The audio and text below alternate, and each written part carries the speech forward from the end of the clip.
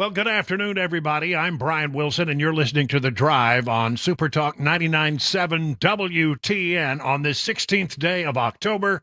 We're more than halfway through the month, and we're really glad to kick off this week with you. I want you to know that we greatly appreciate you listening to our program, and I am humbled every time I learn at just how many people really do embrace what we do here at Super Talk 99.7. Thank you for your support. I want you to know we never take that for granted. We got a big 4-hour show here, and boy, I tell you, a lot is cranking.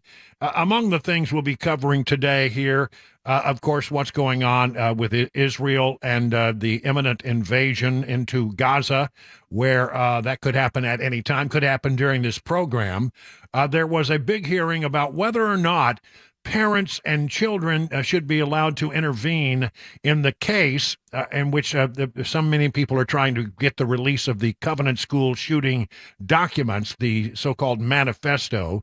It's actually a bunch of different textbooks and notebooks that have been collected, written by the individual who carried out the shootings over a long period of time. But will we get them? There was a hearing before an appeals court today, and you'll hear some of the arguments that the judges heard. Do we have a speaker yet? The short answer is no. But the question is, will we get a speaker anytime soon? And I would say, maybe tomorrow. Maybe tomorrow we will have a functional House of Representatives. Just a few of the things that are going on. It is a busy news day. I'm going to start with what's happening, with Israel. They now have their ground troops poised and ready to go. We are told that the ground invasion into the Gaza Strip could start at any time now. They are, of course, they've had some limited troops inside Gaza that have been searching for hostages. And that's, of course, the great concern, I think, right now to many in the United States. What about the 15 or so American hostages that have been taken by the Hamas inside Gaza? We don't know where they are. We don't actually really know if it's 15 or more. We don't know if it's 15 or less. We don't know a whole lot about the hostage situation. Here is John Kirby speaking this weekend on the Sunday talk shows. A whole lot of more information this morning about where they are, what kind of groups they might be in, whether they're being moved around. We don't even know the full total hostage pool, certainly for Americans. We think a small number of Americans are in that group, but it could rise. We still have some 15 accounted for Americans. We don't know where they are. It's entirely possible that some of them could be also being held hostage. Well, we unfortunately don't have so there you have that. Well, he says that it's about 15 that we think who are unaccounted for. He said accounted for, but he meant unaccounted for. 15 or so, and we don't know where they are. And it's entirely possible, he says, that some will be found dead, and therefore they'll be taken off the unaccounted for list and put onto the fatality list.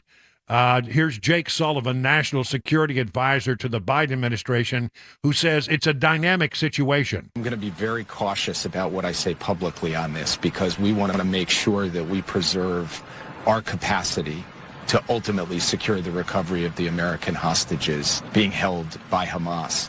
But I will say this, it is a dynamic situation. We cannot say that we have a fixed location for every American or even that we know every American who is being held.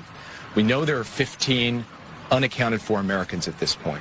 We don't know how many of those are being held as hostages, and we don't know how many of those tragically are deceased and their bodies have not yet been identified. So, again, dynamic means fluid. It means it's happening quickly and things change minute by minute. But, I mean, we're about to enter into a new phase of this war. And it appears that we don't really know if our hostages are still inside Gaza or somehow they've been spirited out of the country. Are they in the tunnels? More on that in a moment. And will the Biden administration consider the possibility of trading hostages? In other words, people that we have in this country that Hamas would like to get out for the people that Hamas now holds. Here again is Jake Sullivan saying, you know what, I'm not going to rule that out. And we didn't say that in so many words, but they left it open. One senior political operative with Hamas floated the possibility a few days ago of a potential prisoner swap with the U.S. for the release of hostages. Would the U.S. entertain that? We have not looked at that we have not heard from them something like that. That's not something that is currently under active discussion. It has not been proposed. What we are focused on instead, as I said before, are pursuing avenues with third countries for release. I'm not going to get into the details of what that might look like, again, to protect those channels in hopes that they can bear some fruit. But I will say that President Biden has shown over the course of the past few years that he will make hard decisions to get American hostages home. Well, okay, that doesn't seem like he's ruling it out. They'll do whatever they have to do, and I think that's a huge mistake. I think that's a very big mistake, and I think that, you know, the fact that they traded 5 hostages and $6 billion to Iran is why we have hostages that were taken in the first place. It's never a good policy to negotiate with terrorists, but nonetheless, if you listen carefully and read between the lines of what Jake Sullivan is saying here, he seems to be saying, yeah, it could happen. It could happen. By the way, you'll remember that Sullivan is the guy who just 2 weeks ago had this unbelievably bad statement where he said, yeah, things are pretty quiet in the Mideast right now. The Middle East region is quieter today than it has been in 2 decades. He was taken, he was challenged to explain himself on the Sunday talk shows this weekend. And he said, well, yeah, I did say that. But, you know, honestly, the truth is we have never taken our eye off the ball in the relationships, the difficult relationships between Israelis and the people in the Gaza Strip. The Middle East region is quieter today than it has been in 2 decades. Now, challenges remain. Iran's nuclear weapons program, the tensions between Israelis and Palestinians. But the amount of time that I have to spend on crisis and conflict in the Middle East today compared to any of my predecessors going back to 9/11 is significantly reduced. Jake, why was your assessment there so far off the mark? Well, first, Kristen, I made those comments in the context of developments in the wider Middle East region over the last few years, after 2 decades that involved a civil war in Yemen and a massive humanitarian catastrophe, a civil war in Syria and a massive refugee crisis, an invasion and insurgency in Iraq, a NATO military operation in Libya, Iranian-backed attacks on both Saudi and the UAE, as well as many other steps, including the rise of a terrorist caliphate that actually occupied a huge amount of territory. The sentence before what you just played, I said, in fact, that this was for now and that it could all change. Well, and the two threats that I identified that were the most acute on my mind at the time were tensions between Israelis and Palestinians, as I mentioned, and the threat from Iran. And so, yes, it is true that those 2 threats remained a real challenge to the long-term stability of the Middle East region, and we've just seen this absolutely tragic attack. But at no point did the Biden administration take its eye off the ball of the threats to Israel. In fact, President Biden saw Prime Minister Netanyahu just weeks before this attack to discuss the security challenges facing the state of Israel, and we've continued to support them to as significant or greater an extent than any previous administration. Well, he says we didn't take our eye off the ball, but I have a feeling that if they had had any clue, any inkling that something was going on, he wouldn't have said that it's been very quiet in the Middle East. I mean, they didn't see this coming at all. They missed it by a mile. The Israelis, in fairness, missed it as well. But how can you say you have your eye on the ball when something this big is planned and carried out and you didn't have any knowledge of it at all? Back to the hostages. From the Wall Street Journal, dozens of countries are scrambling to identify more than 150 citizens held hostage in Gaza. Qatar and Turkey position themselves as key intermediaries. In other words, we are working with the folks in Qatar and in Turkey to talk to Hamas Hamas militants ditched their mobile phones, and apparently it was very difficult to reach any of them. I guess they ditched their mobile phones because mobile phones can be traced, and if you can trace the mobile phone and its owner, then you can send a missile there right on the spot. So I can understand that, perhaps. A week after Hamas militants launched their deadly attack on southern Israel, world leaders and their intelligence agencies are scrambling through regional back channels to contend with a hostage crisis of seemingly unprecedented global dimensions, still trying to answer the basic questions: which citizens from countries are being held captive in a tunnel network under the Gaza Strip? The U.S. and several of its allies are asking Qatar, or some people say Qatar, to use its contacts inside Hamas as they try to cross-reference names and conditions of more than 150 people from 30 nations not seen for 9 days. Diplomats and intelligence officers in Turkey have been inundated with pleas from governments as far away as Latin America. European leaders include France's Emmanuel Macron, who also phoned similar appeals to Egypt, whose government is more focused on getting humanitarian aid through its border with Gaza. They have the southern border with the Gaza Strip.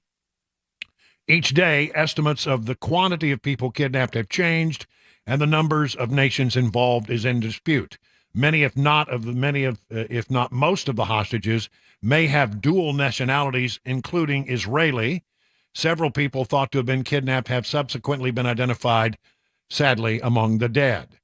The hostages are being held in different locations by Hamas. Iran-backed Islamic Jihad also says it has taken 30 hostages, a claim that Israel's military has not yet been able to confirm. The Wall Street Journal spoke to Turkish, Egyptian, Qatari, Israeli, U.S., and European officials involved in the global effort to identify who Hamas has taken and the conditions of those still alive.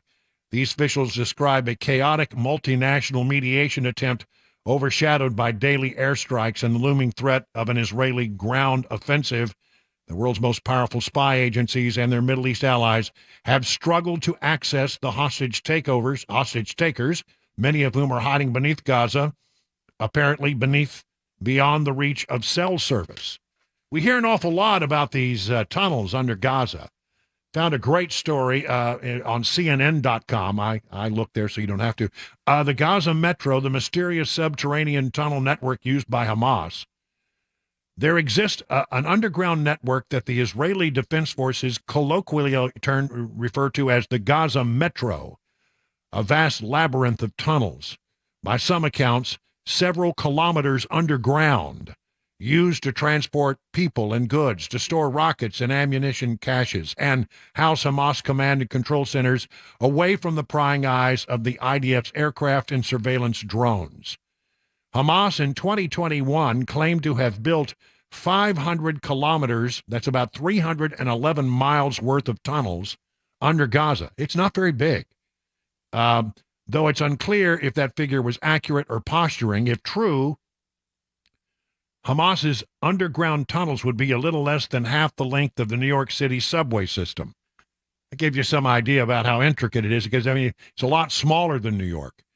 It's a very intricate, very large, huge network of tunnels on a rather small piece of territory, said Daphne Richman-Barak, a professor at Israel's Reichman University and an expert on underground warfare. It's unclear how much the tunnel network would have cost Hamas, which governs the impoverished coastal strip. The figure is likely significant, both in terms of manpower and in capital. Gaza has been under land, sea, and air blockade by Israel, as well as a land blockade by Egypt since 2007, and is not believed to possess the type of massive machinery typically used to build tunnels deep underground. Experts say that diggers using basic tools likely burrowed deep underground to dig the network, which is wired with electricity and reinforced, we are told, by concrete. Israel has long accused Hamas of diverting concrete meant for civilian and humanitarian purposes toward the construction of tunnels. And by the way, we gave them a lot of that concrete. And they took it from the people for who it was destined and used it for their own purposes. Just to fill in a little background on underground warfare, Tunnels have been an attractive tool of warfare since medieval times. They offer militant groups like Hamas an edge in an asymmetric warfare situation, negating some of the technological advantages of more advanced military like the IDF.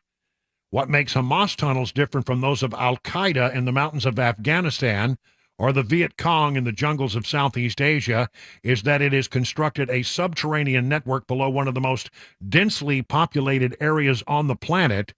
Nearly 2 million people live in the 88 square miles that make up Gaza City. It's always difficult to deal with tunnels, don't get me wrong, in any context, even when they are in a mountainous area. But when they are in an urban area, that makes everything much more complicated. The tactical aspects, the strategic aspects, the operational aspects, and of course, the protection you want to ensure for the civilian population. Those are the things that you have to take into consideration. So when Israel does go into Gaza, getting into this tunnel system, how much do they know about it? How much do they truly know about it? What kind of maps do they have? And how might they find those hostages that are believed to be in those tunnels at this time? Now 22 minutes past the hour of 3 o'clock.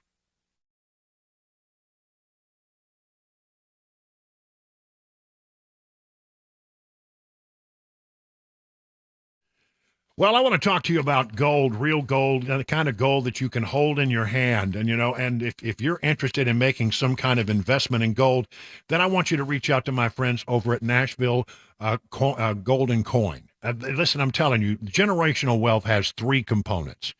Some experts have said it's land, it's art, it's precious metals.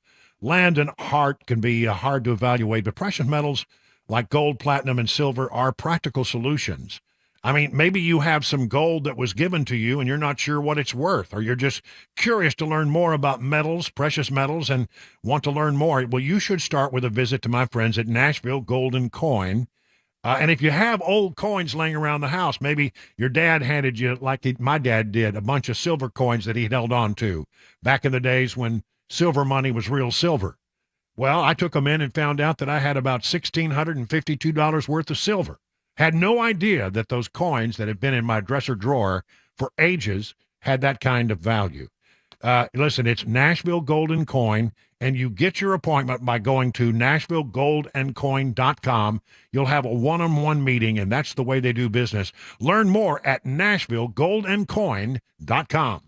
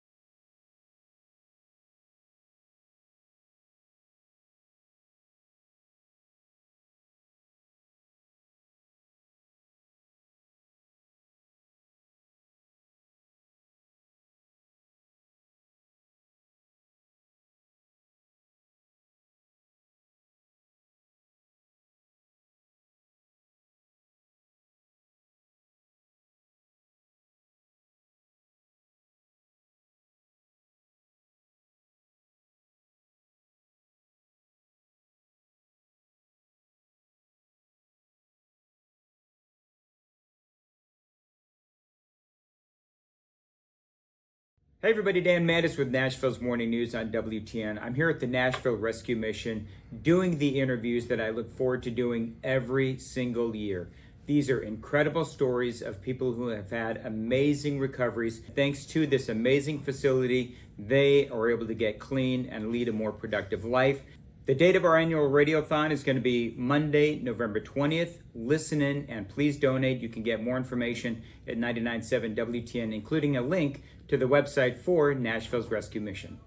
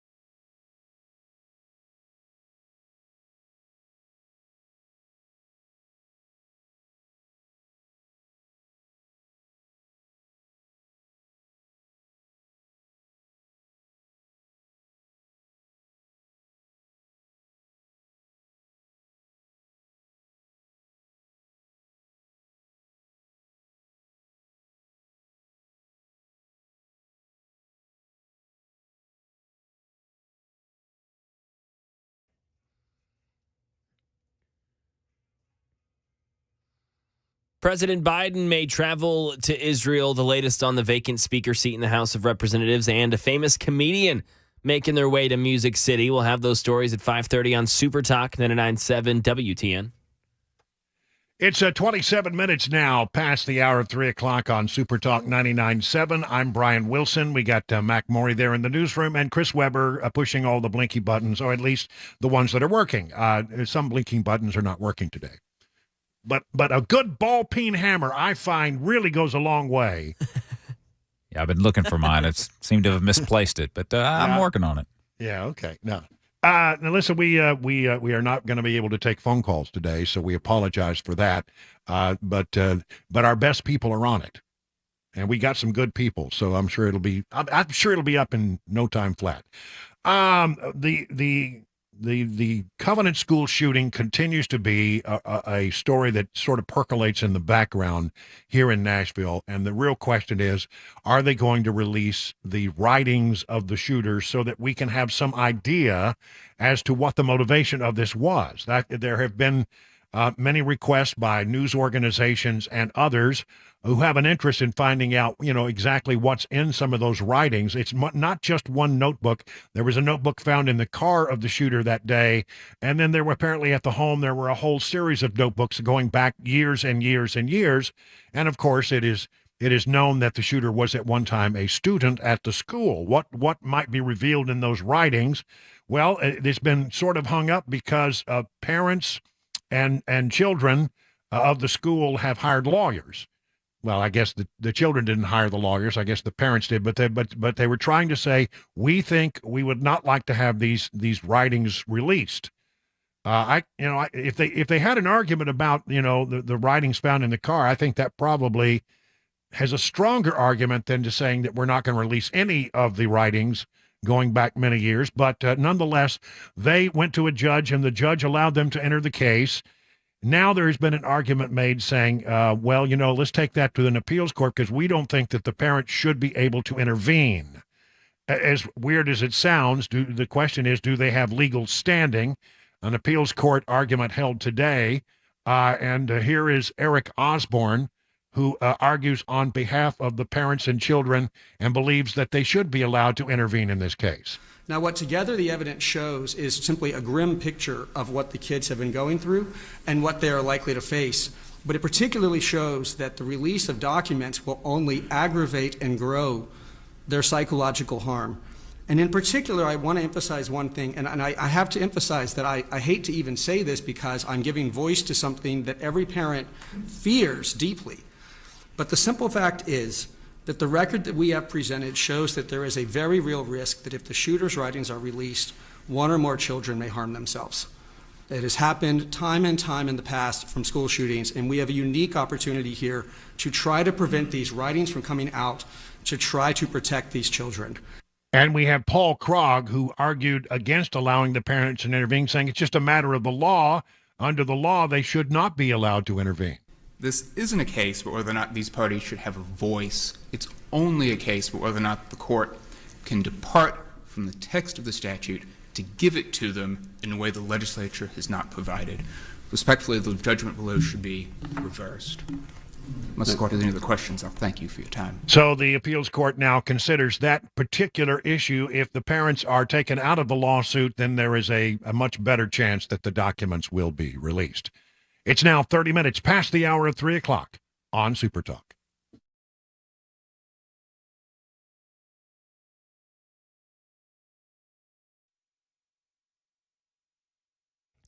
"30 minutes after the hour of 3 o'clock, I'm Mac Morey with your top stories. Right now, 55 degrees, a cloudy day in Nashville.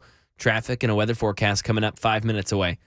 President Biden considering an invitation to travel to Israel and discuss the current war with Hamas, but it's not clear if it's safe for him to go there. Andy Field has the latest from Washington. Senior U.S. officials say if President Biden goes to Israel, he would try convincing its leaders not to occupy Gaza and further inflame tensions. The Secret Service worried about not being able to provide the president proper protection, and the U.S. urging caution so far has not appeared to change Israeli minds as that government prepares for what seems to be a major invasion.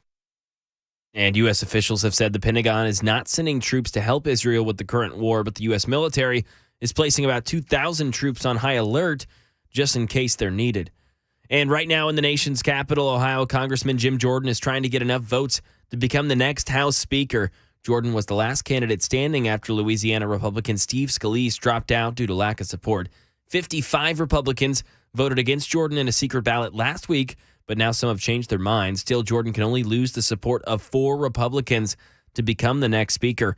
And Rachel Blade says the representatives, Ann Wagner, Ken Calvert, and Mike Rogers, all changed their minds. Sure, this is only 3 lawmakers. He has a lot more to go. But the thing to keep in mind about these people is these were some of the most vocal members of the House who are coming out against Jordan. So if they're coming out now and saying they'll back Jordan, it certainly shows that he has momentum on his side. And again, a full day of phone calls and whipping that he can do before this vote comes to the floor. And some entertainment news, former SNL cast member Pete Davidson coming to Music City to perform. He'll be at the Ryman Auditorium on Friday, December 29th at 7 o'clock, and tickets go on sale this Wednesday. That's the latest news, weather, and traffic next. I'm Mac Morey, WTN News.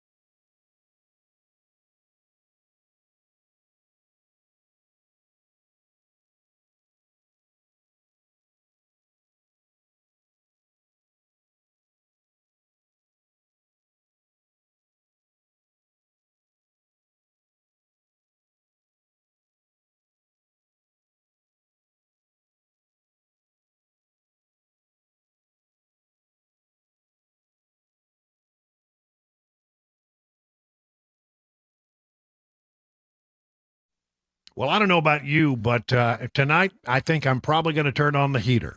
And when I do turn on that heater, if I have a problem, well, the first thing I'll do is I'll call the folks over at Busy Bee, and they'll buzz right over and get it working again. I mean, I'm not going to have a problem. You know why? Because I am a member of the Beehive Club, and they come out and check this stuff out in advance. That's what you get with the Beehive Club. It starts as $99. You get 3 thorough maintenance services on all your systems, one aimed at your heating systems, one aimed at your cooling system, one aimed at plumbing. No overtime charges 24/7 and 10% off all repairs. That's right. Busy Bee Plumbing, Heating, and Cooling is your official Rude Pro partner. And for satisfaction guaranteed, call the folks that I would call. Call Busy Bee Plumbing, Heating, and Cooling. Here's the number, 775-7833. That's 615-775-7833 or online at busybehvac.com.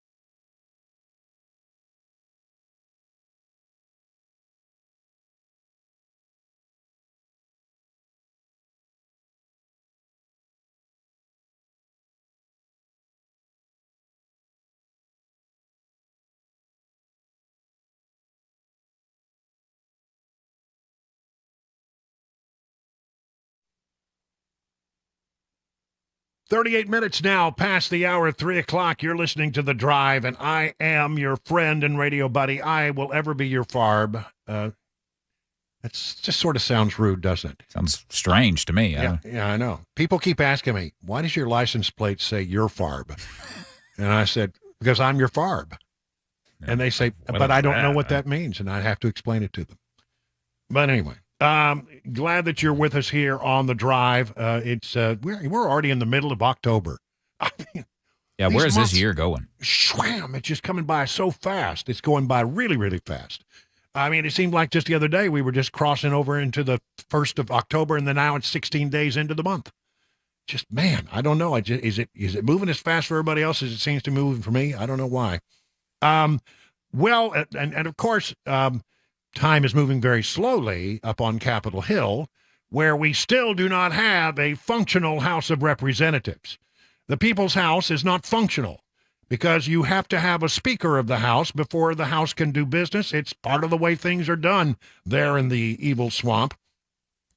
And the question is, will Jim Jordan now get across the goal line? First McCarthy gets kicked out.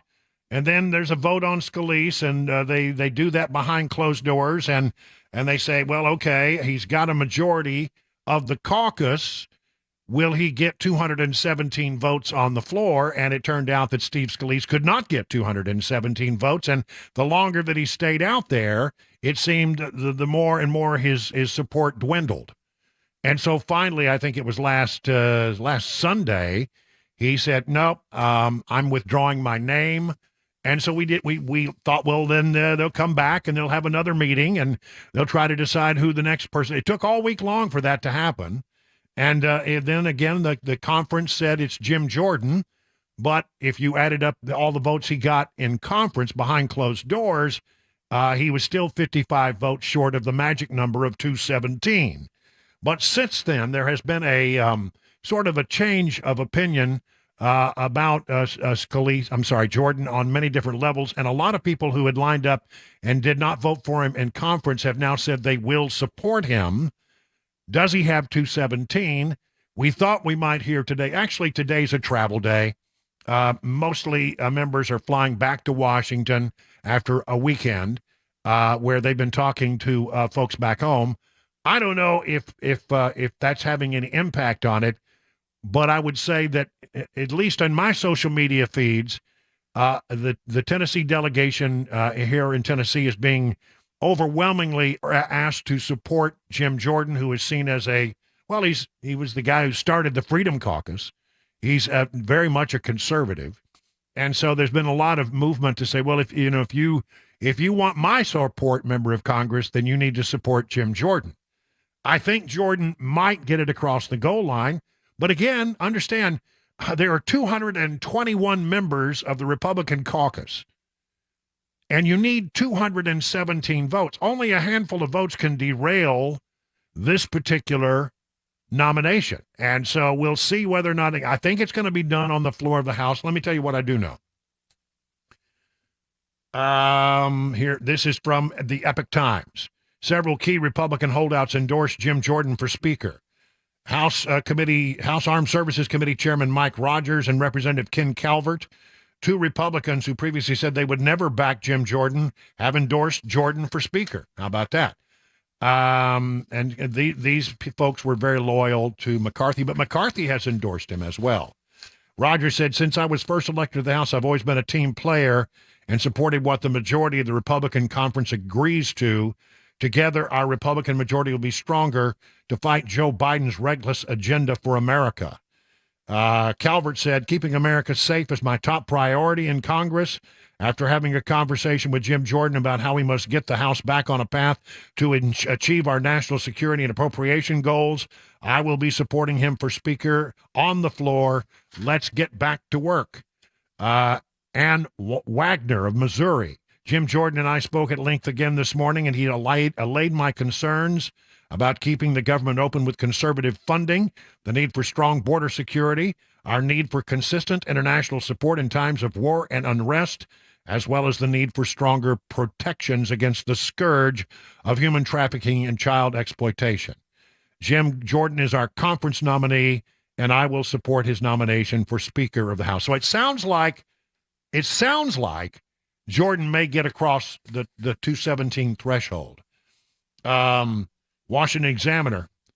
If Jim Jordan is elected Speaker of the House, conservative activists will not only have scored the ultimate victory over the vaunted Republican establishment, they will also no longer be able to blame the establishment for how the party governs. This, of course, is a big if, getting the recent histories of McCarthy and Scalise, who were shoo-ins until they weren't. But the election for the first Freedom Caucus Speaker will be a test for the conservative rebels. Can they stop rebelling, and govern with one of their own in the Speaker's chair? McCarthy says, I feel good. I feel good about Jim Jordan and that he will become the Speaker of the House.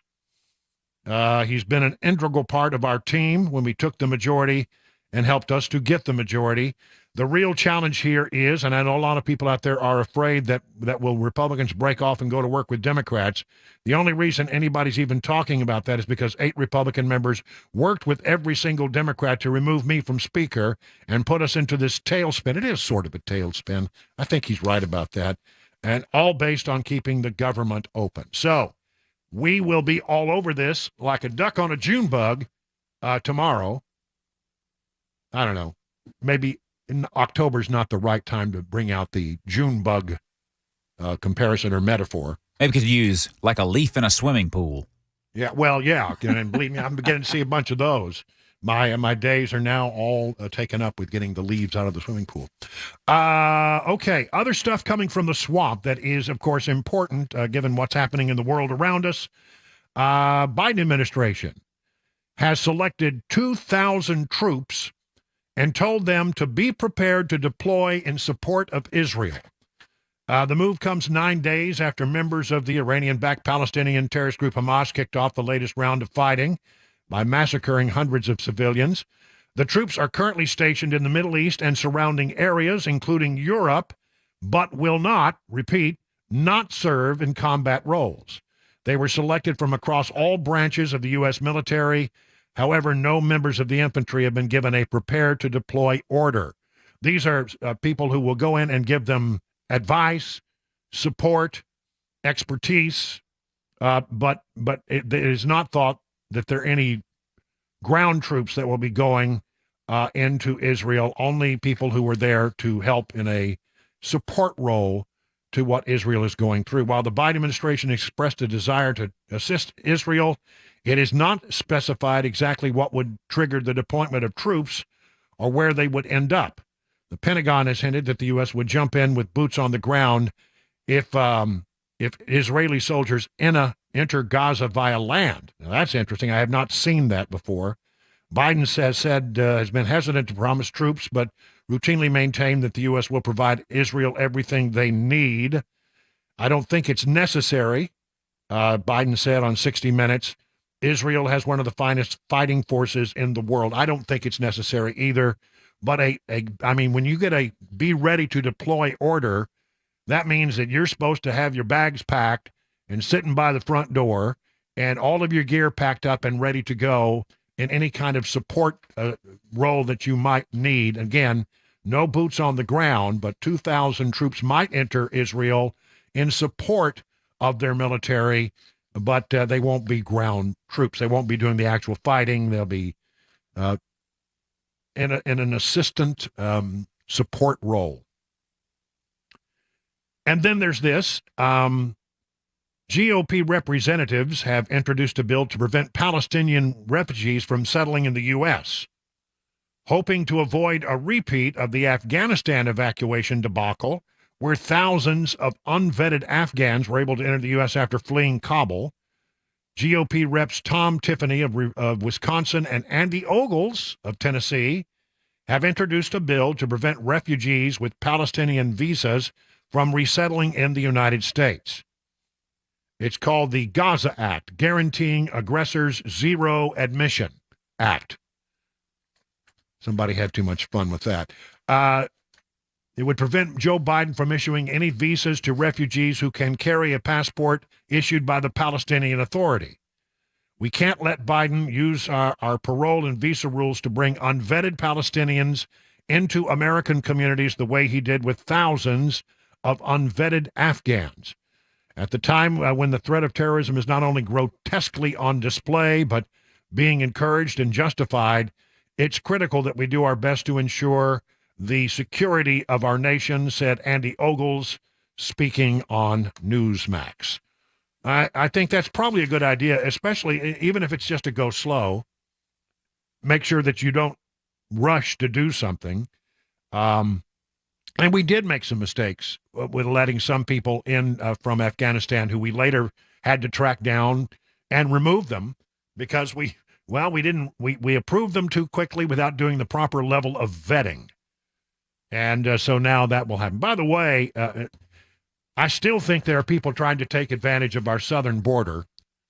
Fox News has a list of people that the Border Patrol has encountered in the last 14 days of this month. Remember, the new fiscal year starts on October 1 for the government.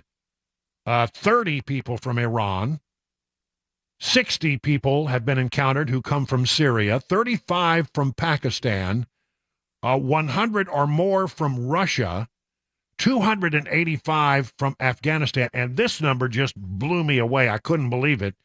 2,000 people trying to get into the country in the midst of the border chaos who come from China. Why would and that's a nice round number, isn't it? Sounds like that was something that some party official said, yes, send 2,000 people, get them inside the country while we can. I mean, honestly, 2,000 people who have come to the border seeking, refuge in America who come from the country of China. So, again, I think there's a great number of people who are still trying to take advantage of the chaos down there. And I think that a lot of people who are coming across that border do not have our best interest at heart. I read today where last fiscal year, there were more people who tried to come in from the southern border who were on the terrorist watch list than tried to do that in the previous 6 years. 50 minutes now past the hour of 3 o'clock on Super Talk.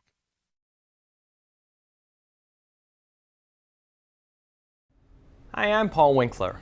I recently did a workshop talking about some of the missteps of the investing industry, some of the biggest mutual fund companies out there. You probably recognize these names: Fidelity, Vanguard, Raymond James, Edward Jones, actually using data and information from their own websites as I walk through this. Now, one of the things I was talking about is diversification and how investors could be in for a rude awakening at the amount of risk that they actually have in their portfolios, and they don't even realize it.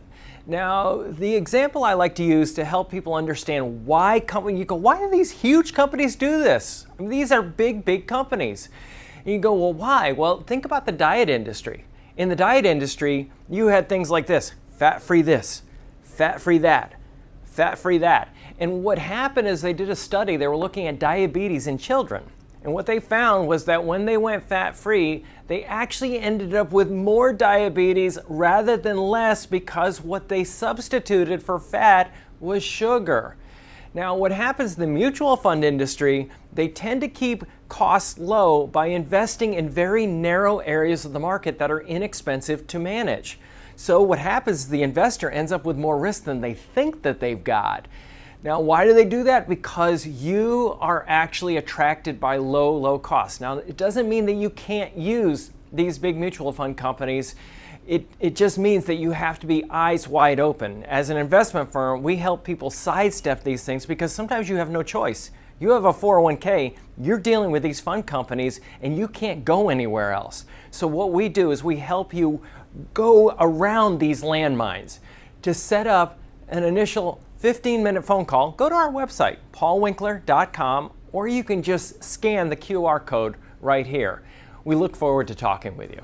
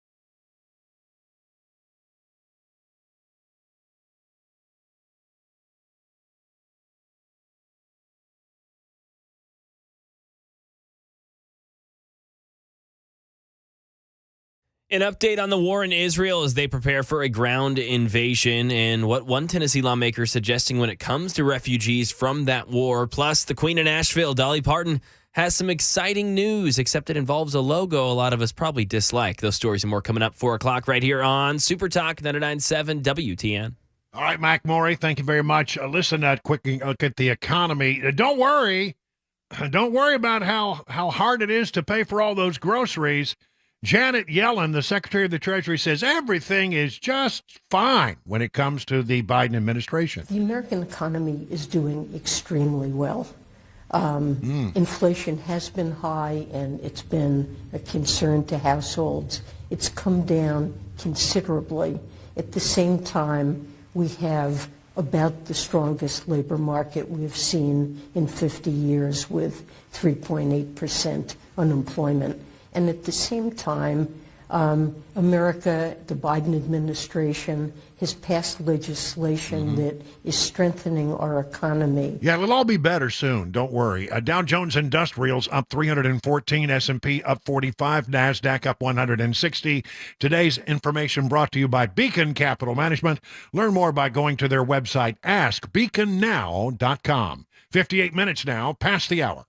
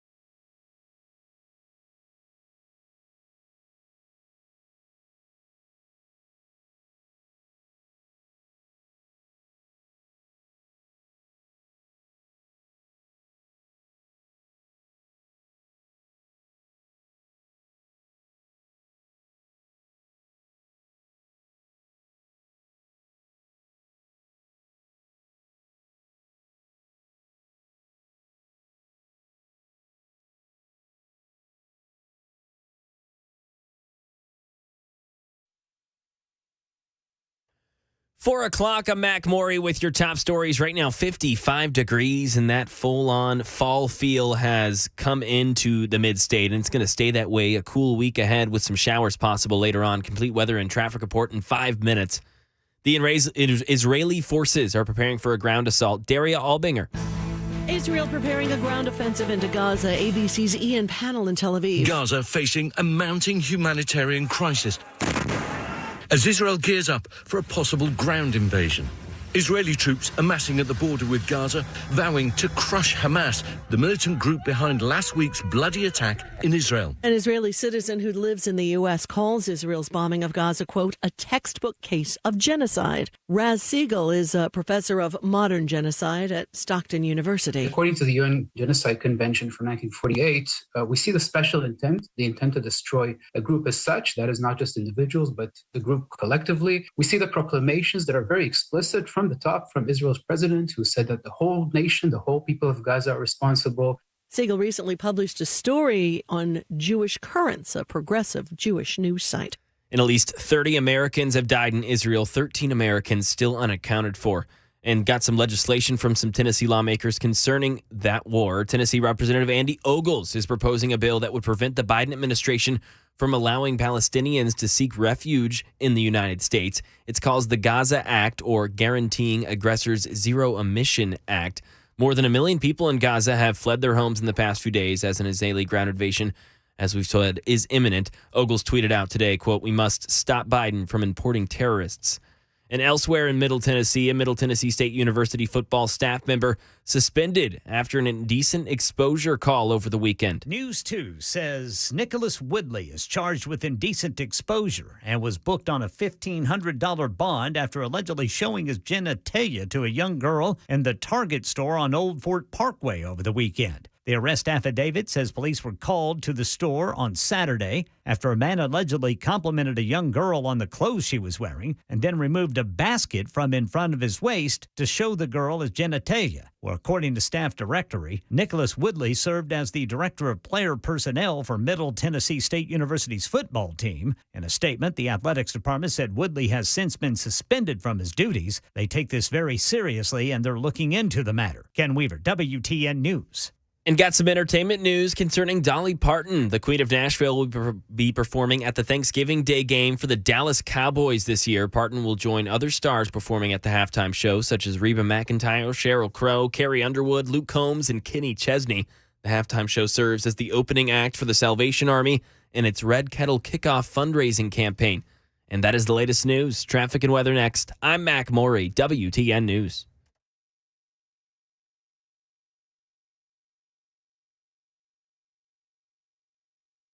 I wanted to touch on the history of Tethered and kind of how it came about. There was a handful of us that were already using similar equipment. At the time, however, you couldn't just go to the store and buy saddle equipment. It just didn't exist. And selfishly, we just were making gear that nobody else would make for us and that we wanted ourselves. And our goal was just to make enough to break even. Fortunately for everybody involved, it took off. It's got an appeal. People really liked it. When you think of a saddle, that's what I think of. That's the first name that I think of when I hear about a saddle. For me, the reason I got into it was I'm hunting public land, and most of the time I'm going pretty deep. Being lightweight and mobile was huge. I walk in with a pack and my bow. That's it. The more I did it, I was like, man, there's so many features here that are helping me improve as a hunter, where I can take different shot angles and stuff. And I'm going to tell you, I feel safe with this rope all the time. Yeah. From the ground up, I'm hooked in. If I fall off this thing, I'm just going to swing a little bit. And I think the learning curve is small. It's just about getting comfortable with your equipment. It's the biggest thing. And for me, it's repetition and then fine-tuning that to meet my needs. And that's the cool thing. What I like and what might meet my needs might be a little different from you. And even though we're doing the same thing, you can tweak it to meet your needs. And I really like that aspect about it. But we've done a really good job of just innovating and creating products that don't exist. You're seeing the growth of the sport. You're seeing the innovation. And you're seeing all of these cool things that we make, and it's because we actually use it.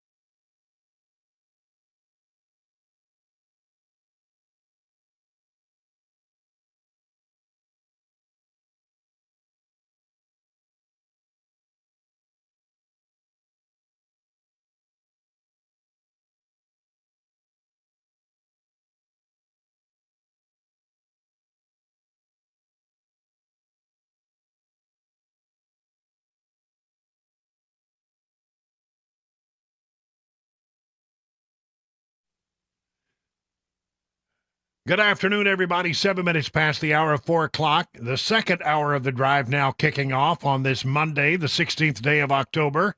I'm Brian Wilson, and we're so glad that you're with us for the drive, where we'll try to drive you home, get you home safely, and at the same time, we'll drive the liberals just a little bit crazy. So we got a lot of stuff to cover today.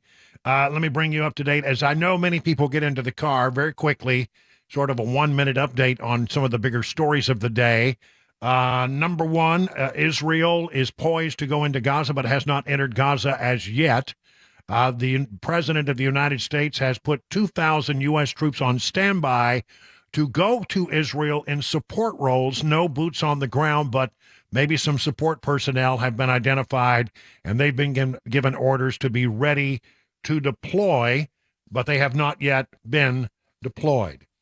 We don't have a Speaker of the House as yet, but vote scheduled tomorrow, and it's looking increasingly optimistic, though nobody knows for sure until the votes are cast, for Jim Jordan of Ohio, the person who started the Freedom Caucus. And so we'll continue to watch that. Also, there were arguments today before the appeals court about the Covenant shooting case, and in that particular matter, arguments were made that some of the people who have entered the case and asked that the documents not be released, arguments were made that they did not have the legal standing to do that. Arguments made both for and against both of those positions, and we're waiting on an appeals court decision. All right, let's move into another area that we haven't talked about yet, and that is an update on the ongoing investigation into Joe Biden. And there are many, but, one of the things that we're finding out is that Joe Biden was apparently a man who collected a whole bunch of classified documents over the course of his political career, dating way back into the time he was a United States Senator. And Mike Turner, who's chairman of the House Intelligence Committee, has said that, we're not hearing an awful lot about the documents case involving Joe Biden, and he thinks that there are some serious questions to be answered here. Here is Mike Turner of Ohio, chairman of the House Intelligence Committee. Well, when you look at the documents, both the classification level and the subject matter, both sides, Trump and Biden's documents, if they had been released in the public or gotten into the hands of nefarious parties, would be damaging to the United States national security. When I look at those documents, there are documents on both sides, equally egregious, that would have negative consequences to our means, methods, techniques, and our allies. Now, in this instance, I think President Biden needs the same consequence that they pursue with President Trump, that the actions are the same. And in this instance, if you notice, you're getting leak after leak after leak on the Trump documents. You're hearing nothing on the Biden documents. So you're continuing to see the inequality that comes out of the Justice Department as there's silence on the other side with respect to Biden's. And by the way, he was a serial classified document hoarder. I reviewed documents that were from all the time that he's been in government. This really is a very serious breach by President Biden. Just to be clear here, though, are you saying that President Biden had top secret and TSSCI classification level documents in his personal home? That's public already, Margaret. That is, so I'm not confirming something that people don't already know. That is correct. Okay, so I think you're saying that he should be indicted when you say treated the same? I think they need to be treated exactly the same. Now, they're continuing their investigation with President Biden. I don't think if President Biden, in the end, has been found to violate the law, and I believe from what I've seen that he has, that he should be treated any differently than Donald Trump. I mean, why would he? Just because he's president or because he's a Democrat? And that's how the Department of Justice has been acting. They need to be treated the same. But have you seen evidence of a crime? It sounds like that's what you are saying. Listen. I have seen evidence of the fact that classified documents of some of the highest levels have been mishandled by President Biden, yes. So there you go. I love that term, a serial classified document hoarder. He sort of, when you think about Joe Biden, imagine if he weren't the president of the United States.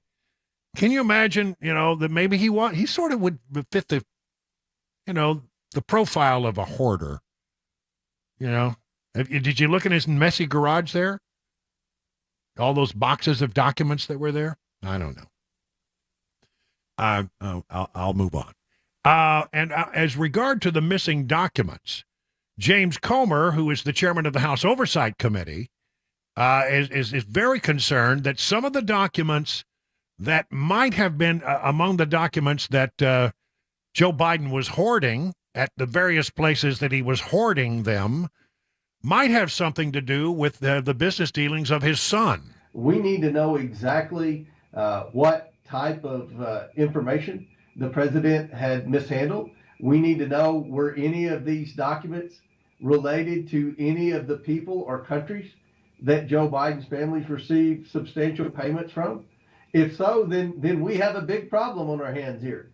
And we all know about the certain email, and I think you reported on it, John. I know Ted Cruz talks about it a lot. That's on the Hunter Biden laptop. That's written like a classified document. So we all know now, thanks to a lot of good investigative work by you, by the House Oversight Committee, by Stephen Miller, that Joe Biden, while he was vice president, was communicating excessively with Hunter Biden and his associates who were, peddling access to Joe Biden to our enemies all around the world. So we need to know if part of these payments were received in exchange for classified information. I think that's a simple question that shouldn't be hard to answer. So we need to try to know exactly what documents the president mishandled, what he had in his possession. We have a good idea of who all had access to those documents because they were at the Penn Biden Center and in his garage, and we know some of the people that we're investigating for corruption and for criminal activity in the Biden investigation had access to those documents. So we need to know, is there a specific relationship between the money and these classified documents? So that's where our investigation is right now. That's James Comer, chairman of the House Oversight Committee, which is conducting the investigation into whether or not Joe Biden has broken the law and whether or not there's enough evidence there for an impeachment to go forward from the House of Representatives.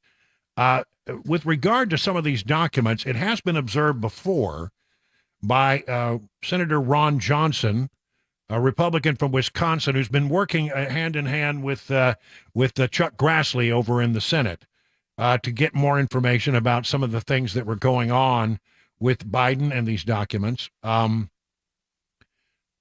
Here we go. When I read the email, he talks about a particular email that was sent to his business associates in Ukraine, okay? When I read the email, very, very detailed analysis of what's happening in Ukraine.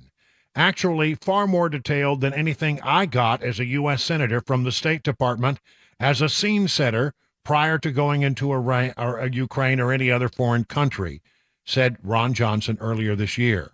The email reads as if it were cut and paste from an official document briefing, an official government briefing that one would infer his father had received. I mean, so in other words, when a dignitary is going overseas, they get a briefing from the intelligence community about what they know about the situation, an assessment and a briefing of what's going on the ground. And those are classified, highly classified and highly sensitive documents because it can reveal exactly how you got that information, the method and the sources and the techniques that you use to get this information. There's a great fear that if you reveal that, people die as a result of working with our intelligence community. And if enough people die, then people quit working with our intelligence community, and we don't get good intelligence. And when you say that the email reads as if it were cut and pasted from an official government briefing, Biden would have gotten that briefing before going to Ukraine. So, pretty good question there. The Washington Post and other Biden defenders suggest the information in the Ukraine email could have come from open source information. But Ron Johnson, he's seen a document or two that's classified in his day, and I take his word at it. I think that it could, if we find a document and it's remarkably very close to what Hunter sent to his Ukrainian business partners, then I think we'll have the answer to that one. It's a simple question that shouldn't be hard to answer. We need to know exactly what documents were in the president's possession that he mishandled.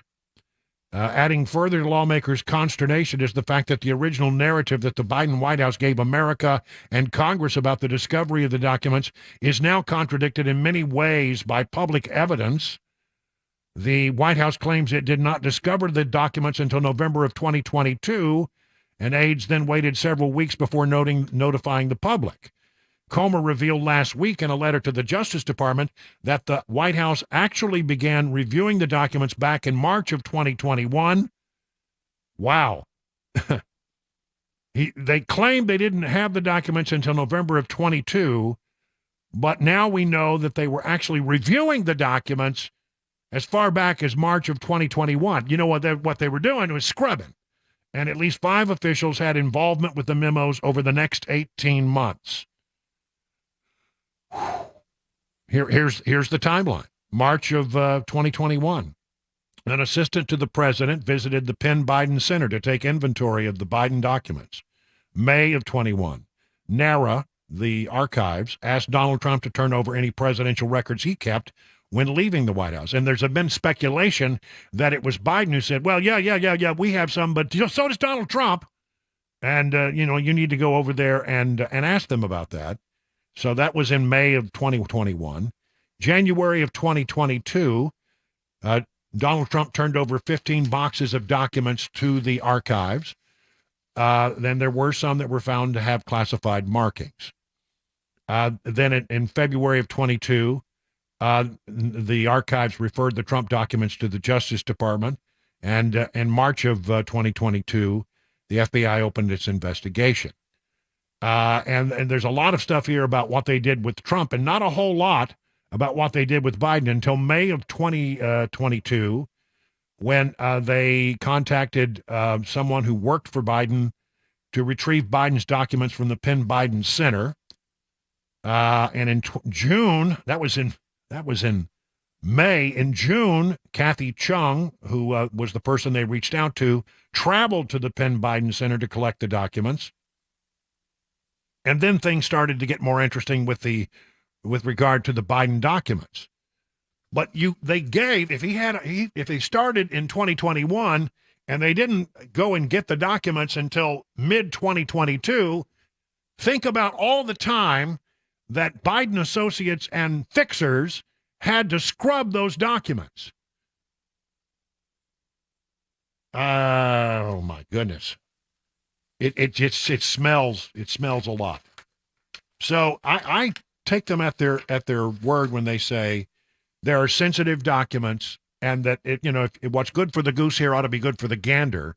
But it seems like the gander, in this case the Biden administration, had a lot of time to fix their problem while they sent and bird-dogged the archives and Justice Department onto the former president Donald Trump. It's not right, and again, it shows a favoritism about the way these cases are being handled. If you got an R behind your name, it's one way, and if you have a D behind your name, it's very much another. 20 minutes now past the hour of 4 o'clock on Super Talk 99.7 WTN.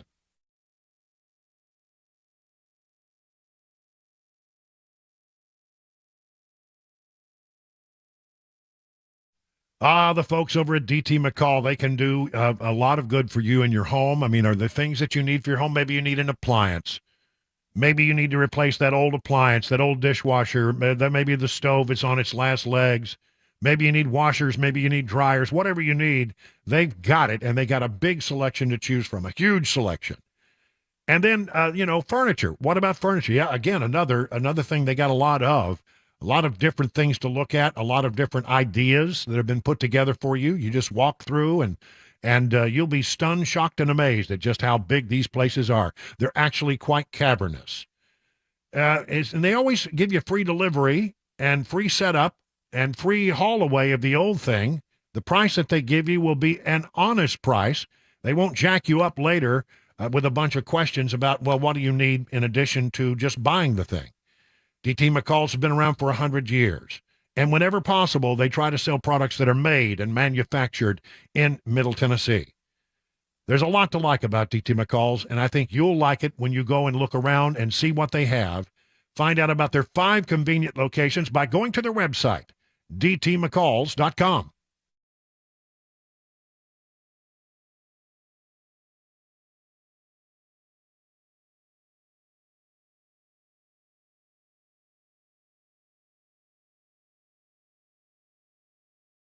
Hey everybody, Dan Mattis with Nashville's Morning News on WTN. I'm here at the Nashville Rescue Mission doing the interviews that I look forward to doing every single year. These are incredible stories of people who have had amazing recoveries. Thanks to this amazing facility, they are able to get clean and lead a more productive life. The date of our annual radiothon is going to be Monday, November 20th. Listen in and please donate. You can get more information at 99.7 WTN, including a link to the website for Nashville's Rescue Mission.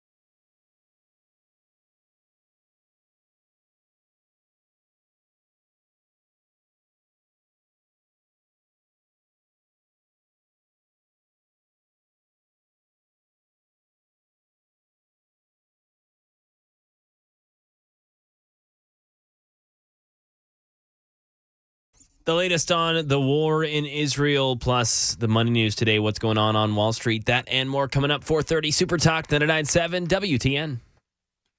It's 25 minutes past the hour. There's Mac Morey in the newsroom and Chris Weber in the control room. Guys, hope you had a nice weekend. I spent my weekend, well, it was a very productive and busy weekend, but I went down to Giles County on Saturday night to attend, well, I don't know, it's just like, I guess it's the social season.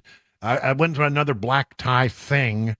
This time it was with the horsey people down in Giles County.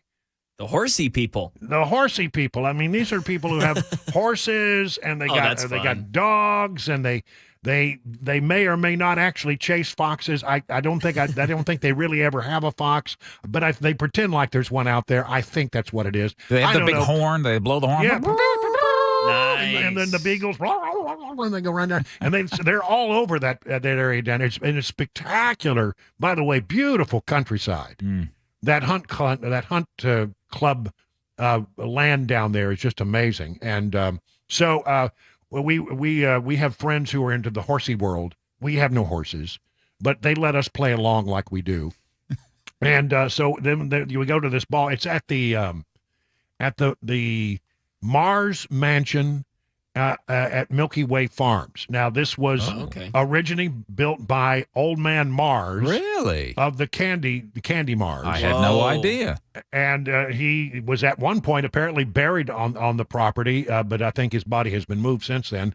And now it's a big farm, and the original house that he built there, which I am told was in the 1920s, and actually the building of the buildings around that property, which is a massive piece of property, kept Giles County people alive during the Depression. kept them going. He spent a lot of money there because he had money when others did not. And it's a spectacular old rock house. It's built out of rock. And there's a table. You could imagine, the king and his court around this table. It's like seats maybe 40 people. Wow. I've never seen a table. Jeez. In order to light the candles, you have to climb up on the table. It's that big. You can't reach them otherwise. Wow. So at the end of the night, they get the the younger ladies take off their shoes and climb up on the table and blow out all the candles. But let me tell you something. Those horsey people, man, they party hard. I mean, they were rocking out until about midnight. Wow. And then we spent the night with our friends who had arranged to be at one of the old country houses down there that's like, easily 100 years old. And we stayed there before coming back. That Then sounds we went, awesome. Cool. Yeah.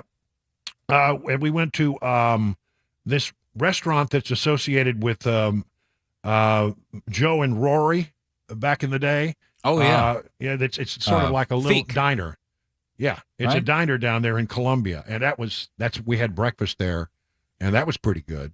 So Nice. I was all over that, the southern part of our listening area, and I was posting pictures of Cabana Wife, who just looked great in her big blue dress, and all the people, the horse people, they wear bright red tails.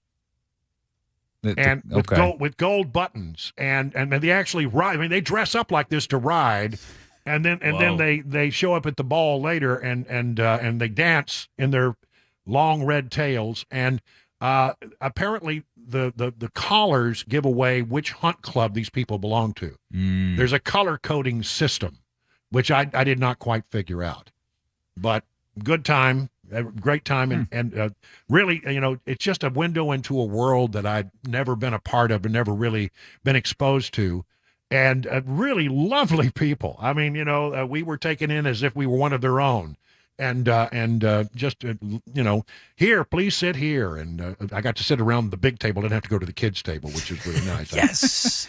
I bet they had nice sturdy chairs too, didn't they? They did have sturdy chairs, and man, you should have seen the piece of prime rib they put on my plate. Ooh. Oh my goodness, good time down there at where they call it Mel's Hunt Club Ball. Wow. I never get invited to stuff like that. I don't. Yeah, and I never did see a fox. So No, that's not true, Brian. You think about that hard. You were with sitting a fox. I was sitting next to a fox. Nice. That's for sure. Thank you. You just saved me from some big trouble. It is 30 minutes now past the hour of 4 o'clock on Super Talk 99.7.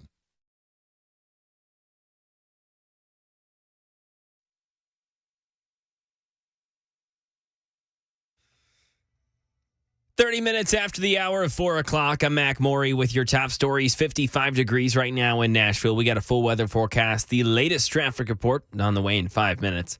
U.S. officials have said the Pentagon is not sending troops to help Israel with the current war, but the U.S. military is placing about 2,000 American troops on high alert just in case they are needed. Andy Field explains. Those 2,000 Pentagon personnel on standby are not combat troops. Instead, they would offer advising, support, and medical assistance to Israel if needed. Pentagon officials say they would be there to help prevent an expanded war, not help Israel fight the current battle with Hamas. It is not clear what would trigger actually sending those Americans to the region.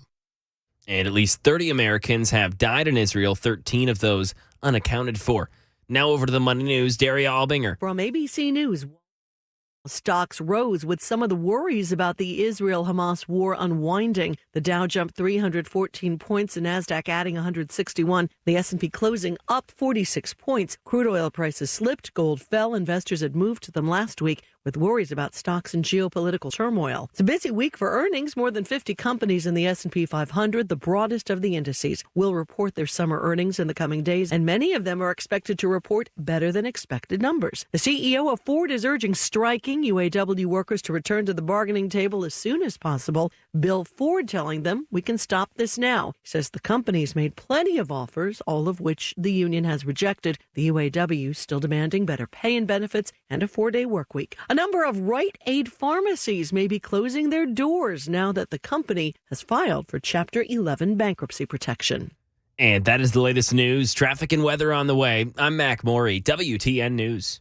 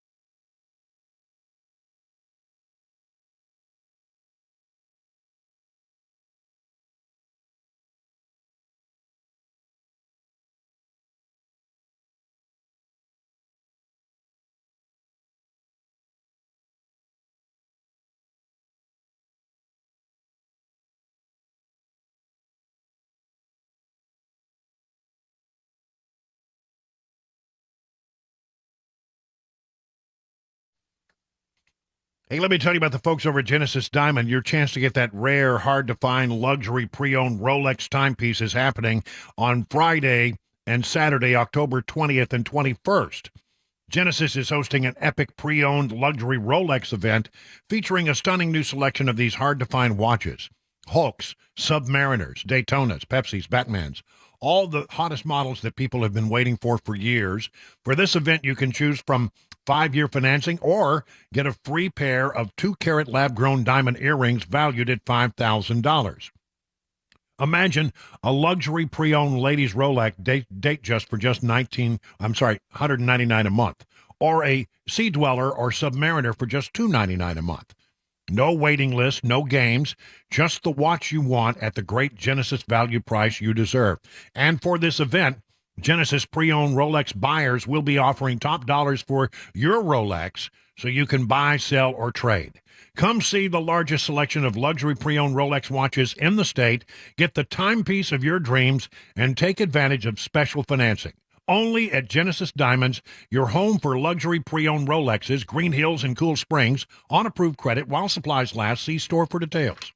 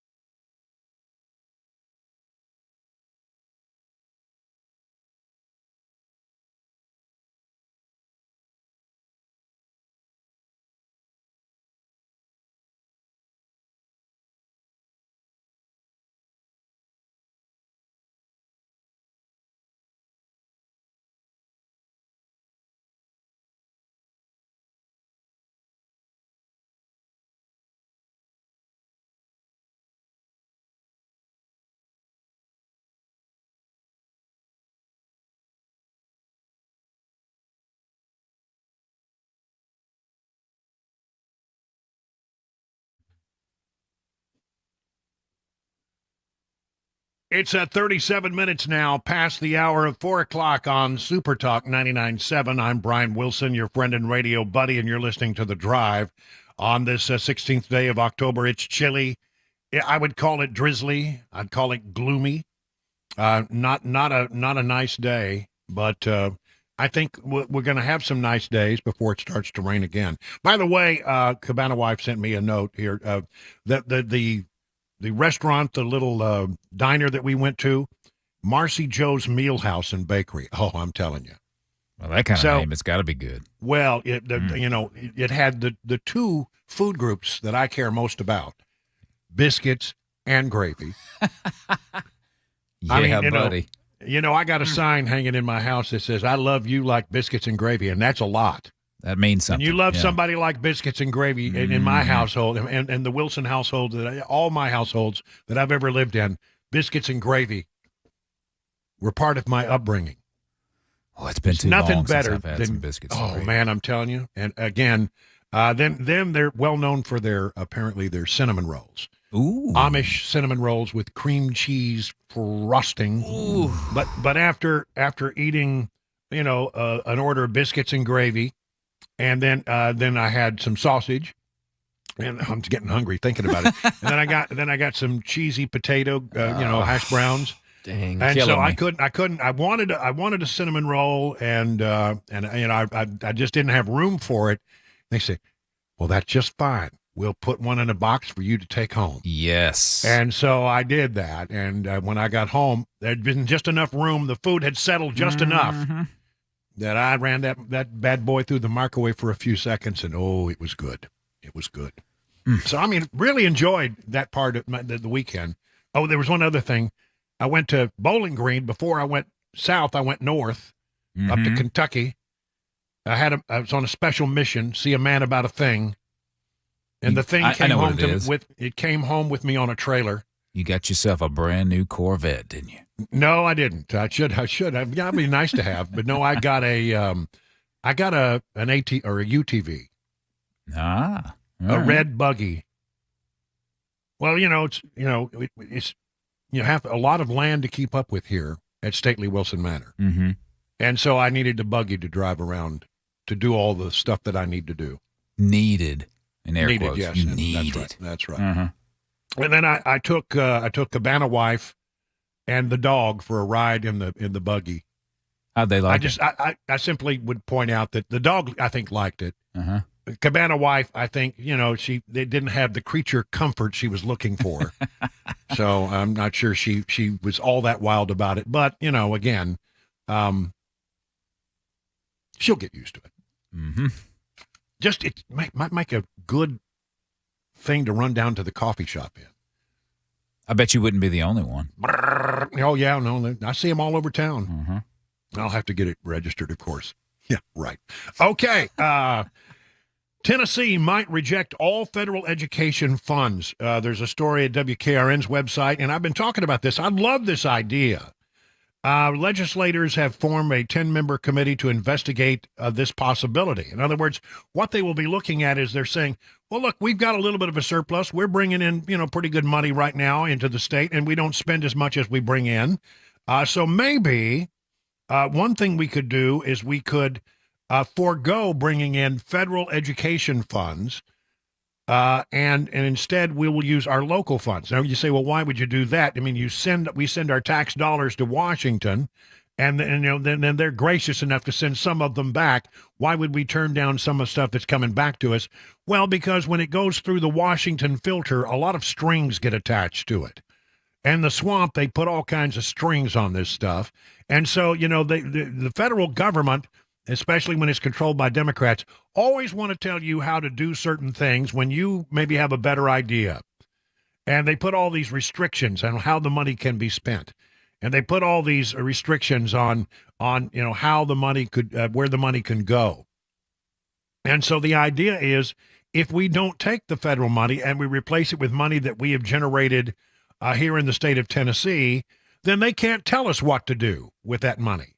So we can continue to support those things that money was used for using state funds and forego the federal funds.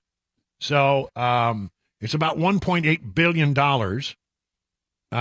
And so that they're talking about now. So will they be able to come up with an extra $1.8 billion out of the budget? And in return, by replacing the federal money, they get to do in education what they think is best without the Department of Education getting involved. Now, I hate that we're losing money that we send to Washington. It's not coming back to us.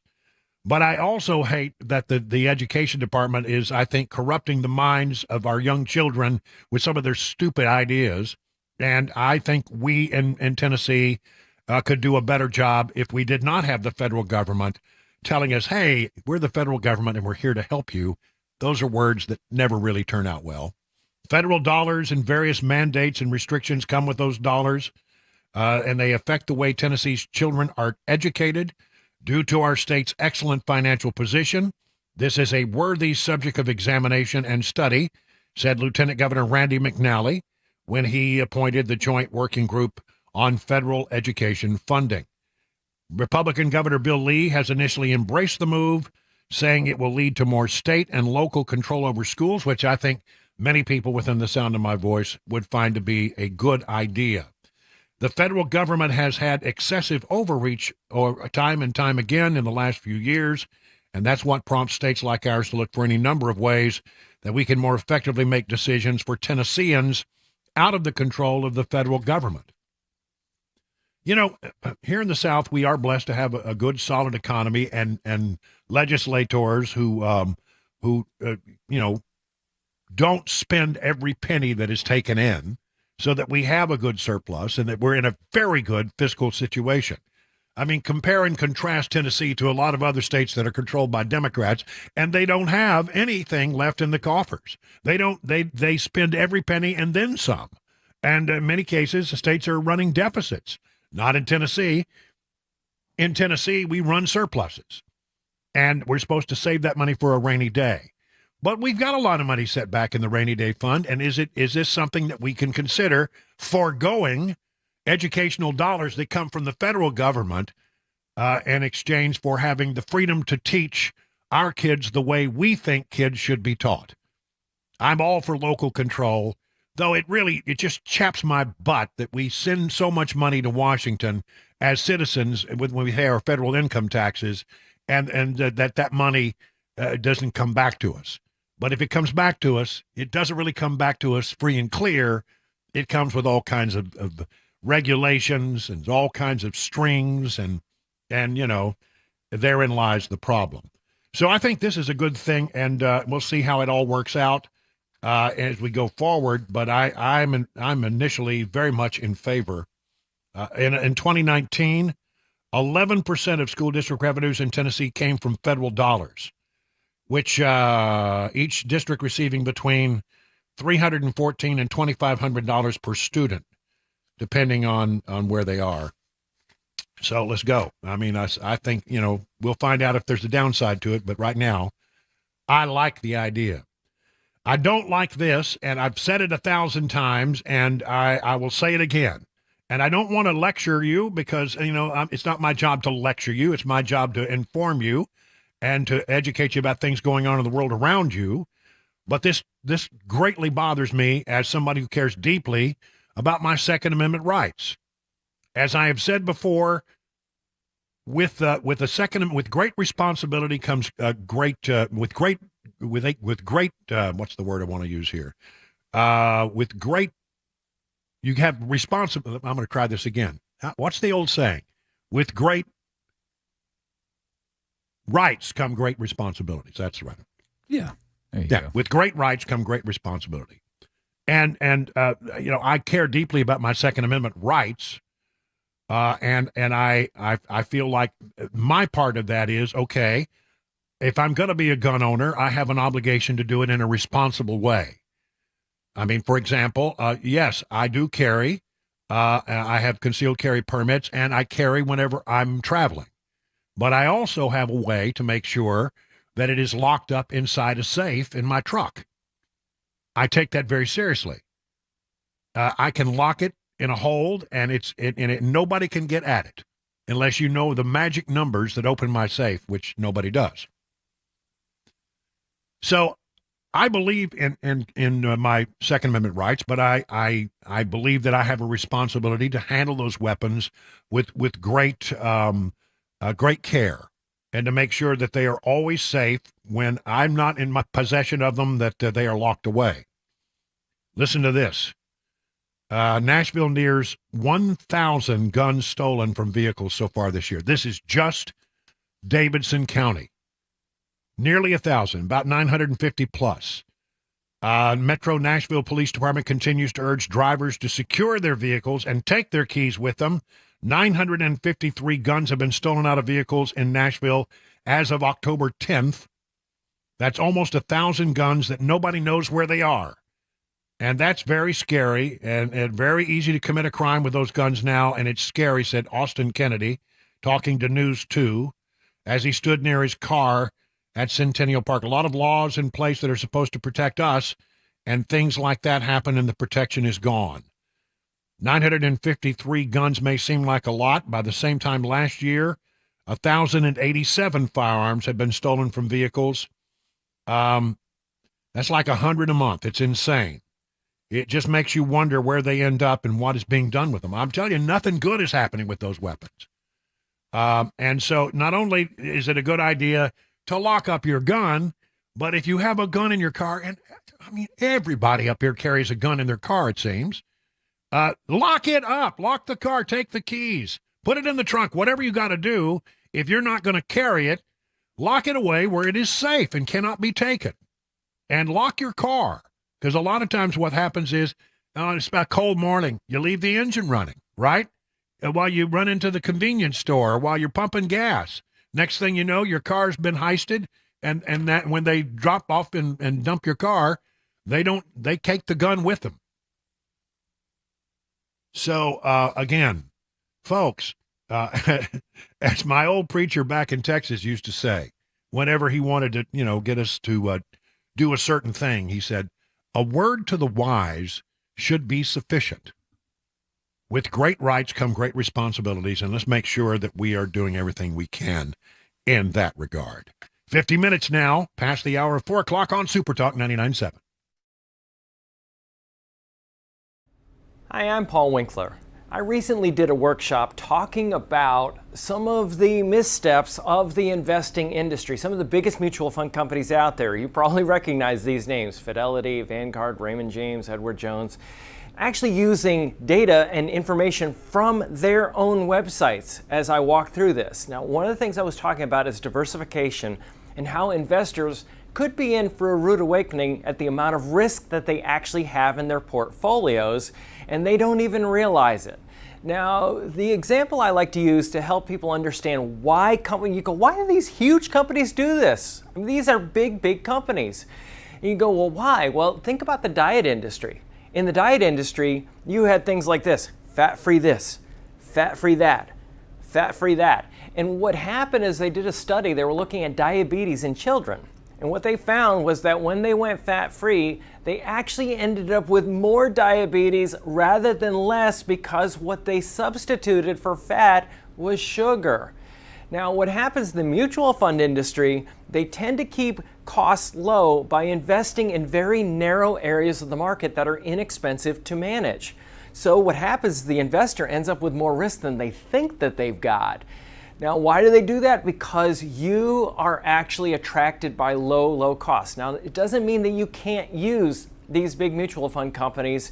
It just means that you have to be eyes wide open. As an investment firm, we help people sidestep these things because sometimes you have no choice. You have a 401k, you're dealing with these fund companies, and you can't go anywhere else. So what we do is we help you go around these landmines. To set up an initial 15-minute phone call, go to our website, paulwinkler.com, or you can just scan the QR code right here. We look forward to talking with you.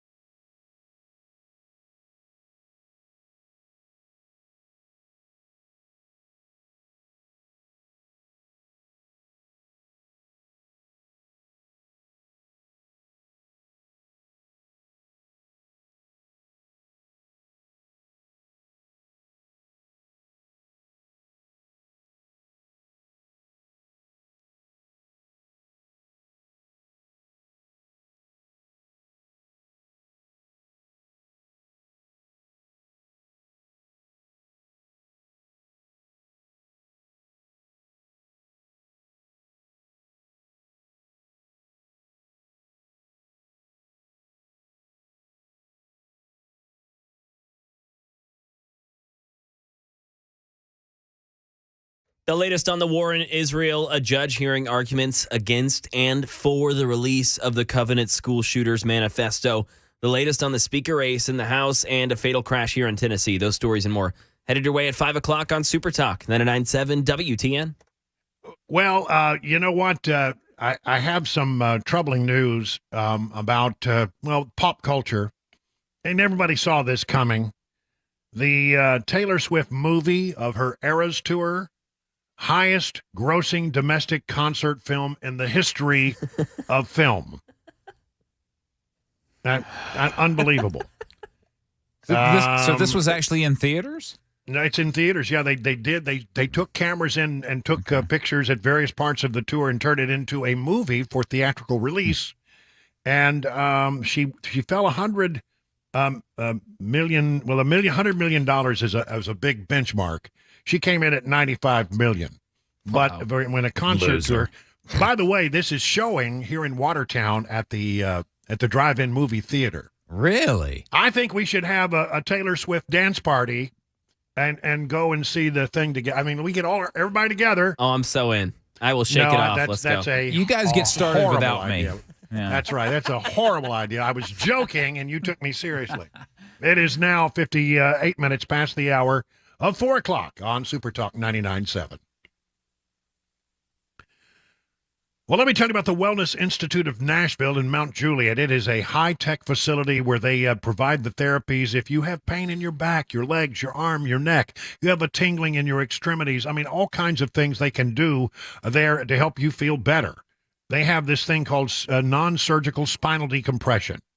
And I'm telling you, it's a miracle worker in many cases. I had trouble in my neck. I had trouble in my lower back. And I went through a bunch of treatments down at the Wellness Institute of Nashville, and I don't have that anymore.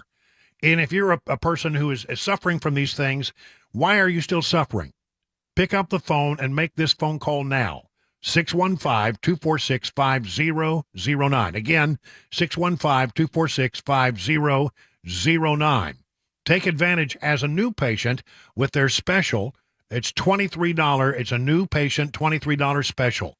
Take advantage. You get an exam, consultation, x-rays if needed. You can bring in your own MRIs or x-rays if you have them. Your first treatment will be $23. And then you will get half off spinal decompression and half off KT knee machine therapy. The KT machine, if you don't know, is sort of like spinal decompression for your knee.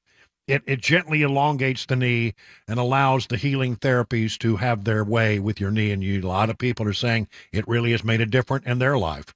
Dr. Mitchell is the nation's leader in spinal decompression. 615-246-5009. Learn more at painisbad.com.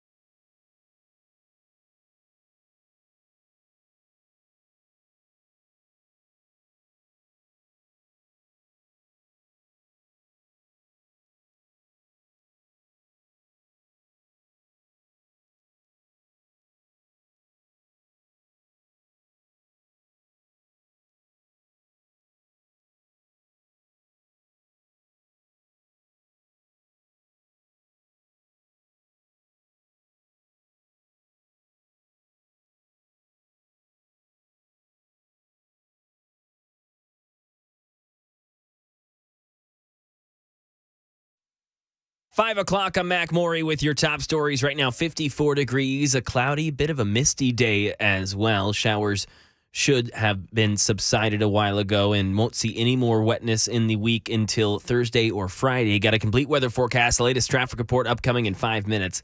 Chuck Sievertson provides us the latest information on the war between Hamas and Israel as the Israeli forces preparing for a ground invasion. Israel's military is still gathered at the southern border as if ready for a ground offensive. People are evacuating northern Gaza. Reports from Gaza say hospitals are running out of medicine and water's becoming scarce. Israel's sealed off borders, not allowing anything in. It's made contact with Hamas, which controls Gaza, urging them to either release hostages or make sure they have good enough care, and contact with families, says the International Red Cross. Its spokesperson Jason Strazioso. We advocate for the good treatment of hostages. We do not get involved in the political negotiations. What might take place, that's not our role at all. We're strictly on the humanitarian side of this equation. The White House says President Biden considering an invitation to visit Israel. That nation's security chief blames for the ability of Hamas to attack Israel on so many levels an intelligence failure, and he apologizes. At least 30 Americans have died in Israel, 13 still unaccounted for. Right now in Tennessee, a Tennessee Court of Appeals judge began to hear arguments today concerning the release of the Covenant Shooters Manifesto. Since that tragic shooting on March 27th, where 6 people, including 3 children, were shot and killed, legal battles have taken place on whether the shooters' writings should be released.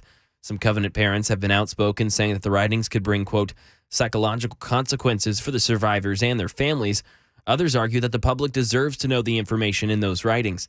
In June, a judge said that no matter what happens, it's likely that the case will likely go before the Tennessee Court of Appeals and possibly the Supreme Court. In the nation's capital, Ohio Congressman Jim Jordan trying to get enough votes to become the next House Speaker. Jordan was the last candidate standing after Steve Scalise dropped out due to lack of support. 55 Republicans voted against Jordan in a secret ballot that took place last week, but some now have changed their minds. Still, Jordan can only lose the support of 4 Republicans to become the next speaker.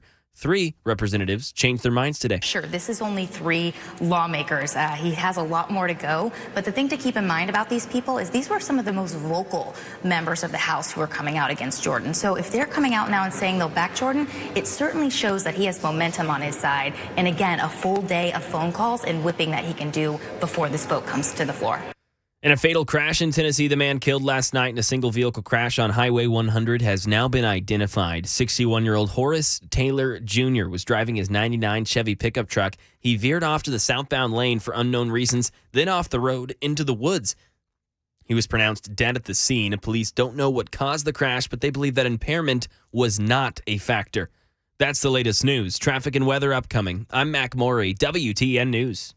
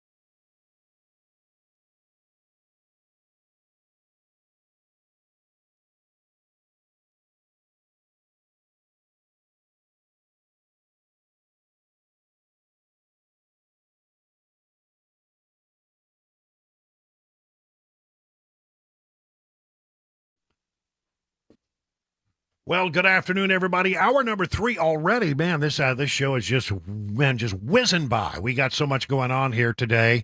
Very quickly, just to bring you update on the big stories of the day that we've been covering. We have not yet seen the ground offensive start in Israel into Gaza, but it looks like it might be imminent.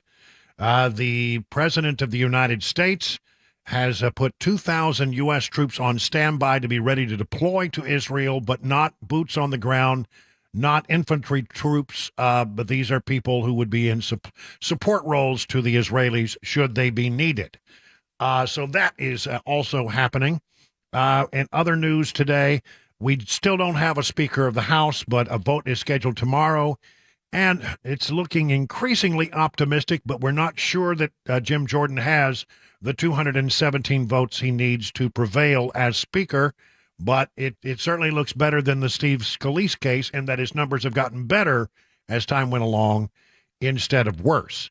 So, Will, those are the big stories that we've been following. And then I want to get to this story, which is also a big story. Of course, we all remember that day where the Covenant shooting.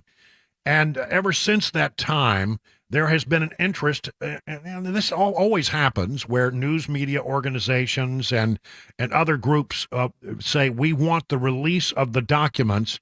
Since there's not going to be a trial, there's no real reason why that should not happen in normal occurrences. But in the case of the Covenant School shooter, members of the church, members of the school, parents representing their children, have asked to have a say in this matter, and in the court hearings that have happened here in Nashville, the judge has allowed them to be interveners in that case. In other words, to argue against the release of those documents. Another lawsuit was filed to say they should not be allowed to be interveners because that's not what the law says. And today it went to a Tennessee Court of Appeals where Eric Osborne was among those arguing for allowing the parents and the students and the church to be an intervener in this case. Now, what together the evidence shows is simply a grim picture of what the kids have been going through and what they are likely to face. But it particularly shows that the release of documents will only aggravate and grow their psychological harm. And in particular, I want to emphasize one thing, and I have to emphasize that I hate to even say this because I'm giving voice to something that every parent fears deeply. But the simple fact is that the record that we have presented shows that there is a very real risk that if the shooter's writings are released, one or more children may harm themselves. It has happened time and time in the past from school shootings, and we have a unique opportunity here to try to prevent these writings from coming out, to try to protect these children. Well, okay, that's one side of it. Paul Krog argued against allowing the parents and the schools and the kids from being interveners, simply saying the law doesn't allow that, and we have to follow the law. This isn't a case whether or not these parties should have a voice. It's only a case whether or not the court can depart from the text of the statute to give it to them in a way the legislature has not provided. Respectfully, the judgment below should be reversed. Unless the court has any other questions, I'll thank you for your time. And it went about an hour, I would say, or more, and the thing was over.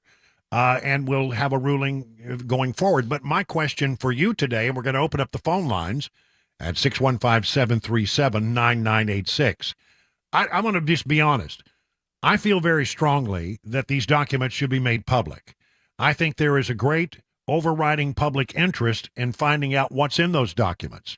I believe that. Members of the state legislature believe that. Police officials, well, I don't know about the officials, but the rank and file believe that there is value to be had in that.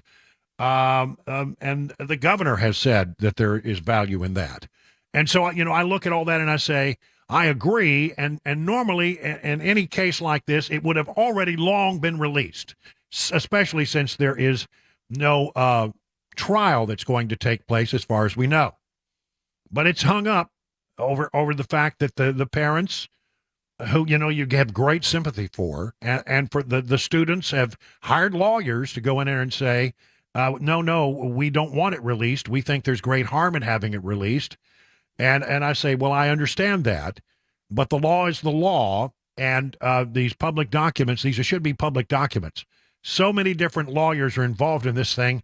I would hate to try to calculate the hourly legal rate anytime one of these cases is being heard in a court of law.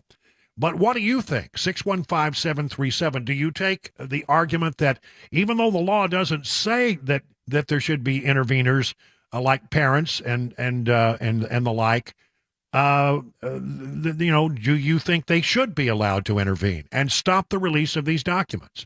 615-737-9986. Or do you believe the law is the law? If you don't like the law, let's change the law. But until then, let's follow the letter of the law as imagined by the state legislature when they passed the Freedom of Information Act for the state of Tennessee. 615-737-9986. Love to hear your opinion. It's a tough call. I'll give you, it's a close call any way you look at it. But I always believe that more information and transparency is the way that we should go.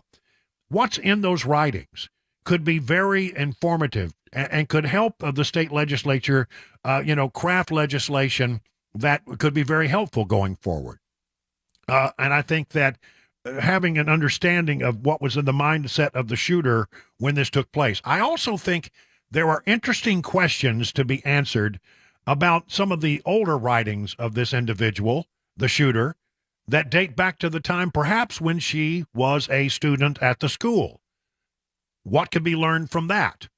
I think maybe there are interesting bits of information that would help us understand the larger picture. Not justify it, but help at least understand what was going on in the mind of this rather demented individual. All right, so 615-737-9986. To the phone lines we go. We'll start with Sharon in Nolensville. Sharon, you're on with Brian on the drive. What do you say, Sharon? Okay. Hi, Brian. I am a fan of yours and all of WTN. I am a retired award-winning journalist. I have a journalism degree. You will not find a more supporter of the First Amendment and the right to free speech, expression, etc.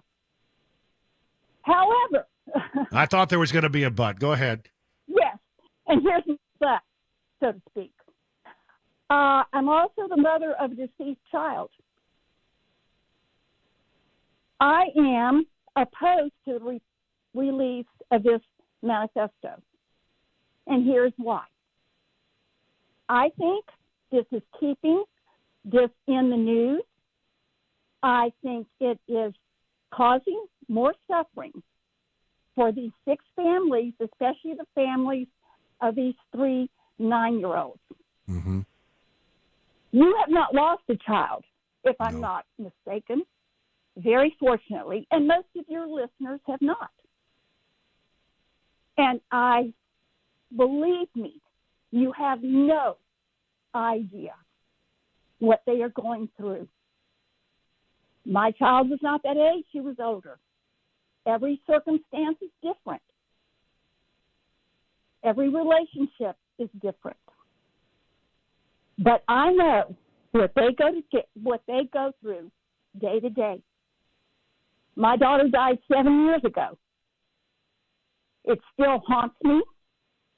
These children were 9. She was 24. They have a long stretch of a life of mourning ahead of them. Right. Well, I think it's a very close question. There is what we think is the humane thing to do, and then there's a thing about looking at the letter of the law. And I think that the letter of the law says, generally it would be released. There have been a lot of shootings over the years, and been a lot of cases like this, but never before has it ever been said that the writings or the manifestos of the shooters should not be released to the public. That has never been a case. This would be setting a new precedent, and I would think goes beyond the strictures of the law. But again, from an emotional standpoint, that's why I'm asking the question. I want to know what people think should be done here. Peter in Mount Juliet, you're on with Brian on the drive. What do you say, Peter? Hey, Brian, love your show. Listen every day. Thank you. I want to preface this. I feel terrible about the children that lost their life.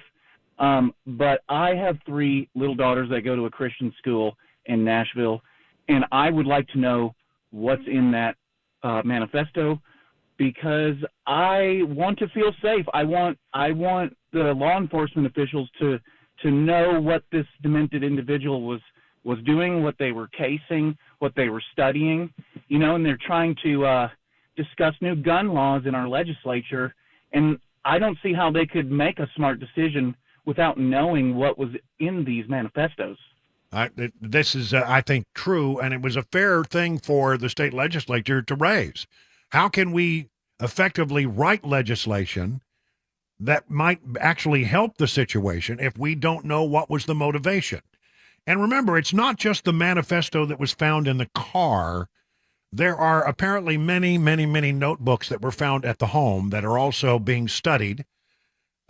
If there is no case, in most instances, if there's no case, this stuff would have already been released to the public.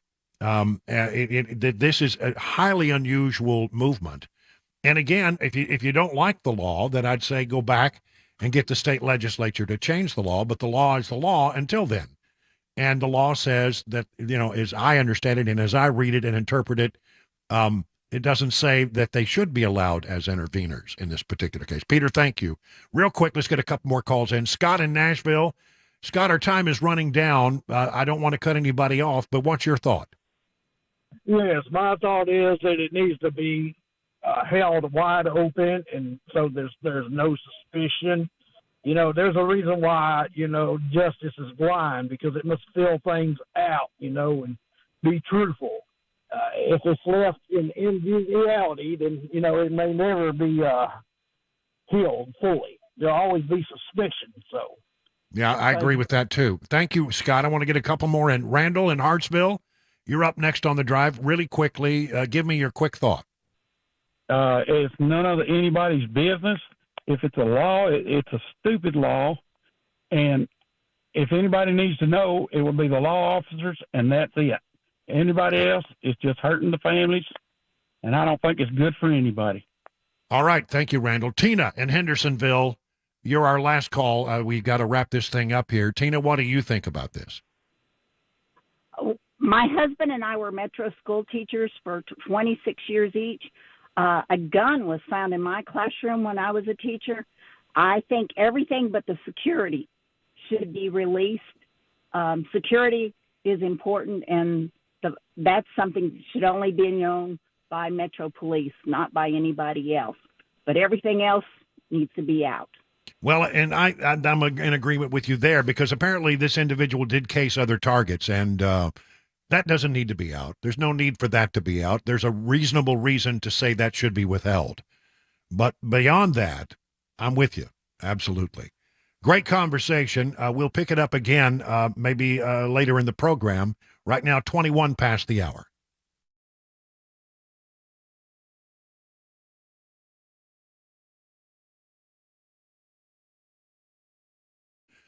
As you know, Grace Point Healthcare delivers medicine affordably with menu-style transparent pricing. You'll know how much it will cost before the care is actually delivered. Smart Care plans start at $69 a month, and you get unlimited office visits and free basic labs for the entire year. Actually, think about that. At the high cost of medical treatment right now, that seems like a bargain. Unlimited office visits and free basic labs for the entire year. They treat the entire family, even newborns, and they offer family plans as well. You can marry this with a high-deductible insurance plan you may already have and could save you and your family hundreds of dollars. At Grace Point, they take their time with each patient. They see you the same or next day. There are no long wait times or crowded wait rooms. They treat naturally whenever possible. It is a military vet-owned practice. Just some of the reasons why it's been voted the best primary care provider by Toast in Music City year after year. Grace Point Healthcare wants you to know that they do COVID testing and treatment, and they do a treatment for seasonal allergies as well. Grace Point Healthcare on Main Street in Franklin, 599-6868 to schedule a visit.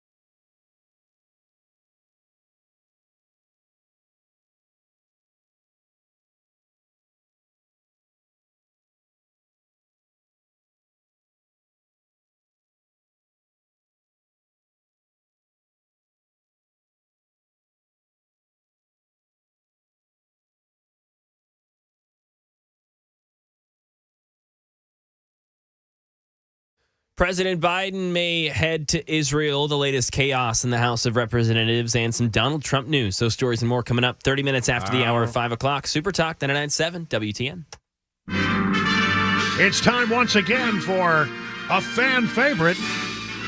Spanning the globe to bring you the constant variety of sport, the thrill of victory, and the agony of defeat. Yes, ladies and gentlemen, time for Mac Maury's wide, wide world of sports. And now here is the host of our show. You know him, you love him. You can't live without him. It's the one and only Mac Maury. Happy Monday. I'm more excited about that than I am how the Titans played, but yeah, not exactly what we were wanting in London. I was really excited about it. So it's unfortunate. 24-16 loss against the Baltimore Ravens. Just going to read this stat. This is from Mickey Ryan from our sister station. Since 1990, teams that started 3-3 have made the playoffs 35% of the time, won the division 17% of the time, went to the Super Bowl 0.8% of the time, and then 2-4 teams, the Titans, the percentage of 2-4 teams, 10.5% playoffs, 4.5% division, 0% Super Bowl. So that's how big the differentiation is there as far as just numbers go for 2-4, 3-3. It's another one of those little like death sentences in the NFL. Now, I will remind you though, Titans fans, 2019, what were the Tennessee Titans? They were 2-4. Where did they end up in the AFC Championship game in a close fourth quarter against the Chiefs?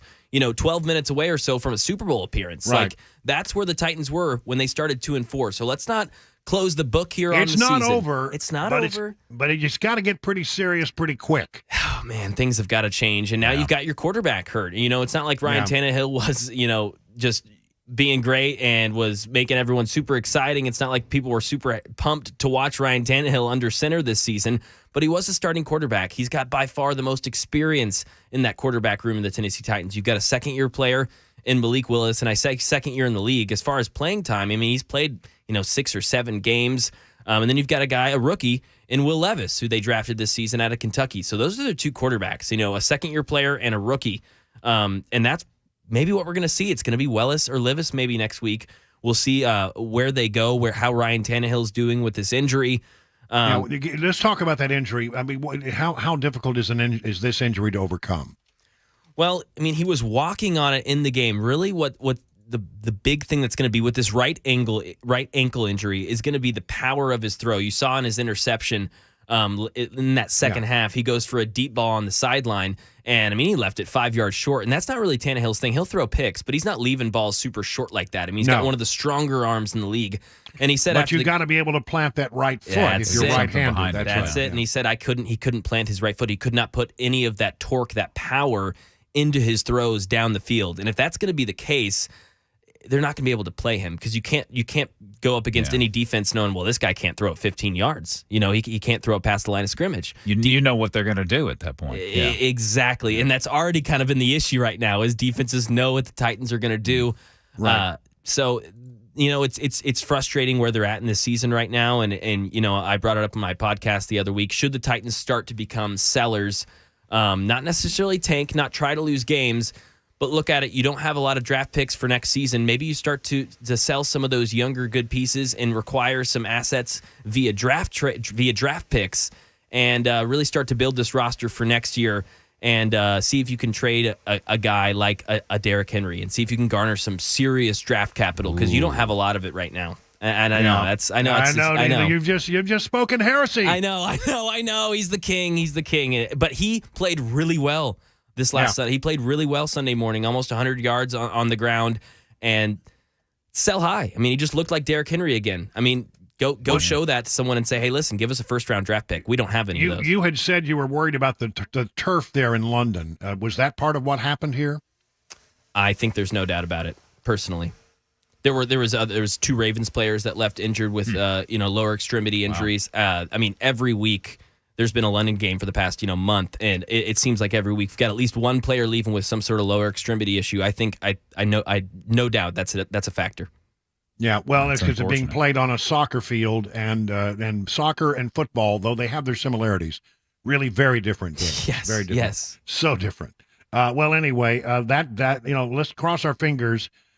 that they can get it turned around and that we have some young talent that will surprise us. That's what I'm hoping. They got a bye week to figure it out. That's Mike Vrabel's bread and butter. News, yeah. Yep, some more time for Mike Vrabel to really speak to these guys and get them going. All right, it is now 30 minutes past the hour. Time for Mac Morey to take off his sports hat, put on his news hat, because it's time for the news on Super Talk.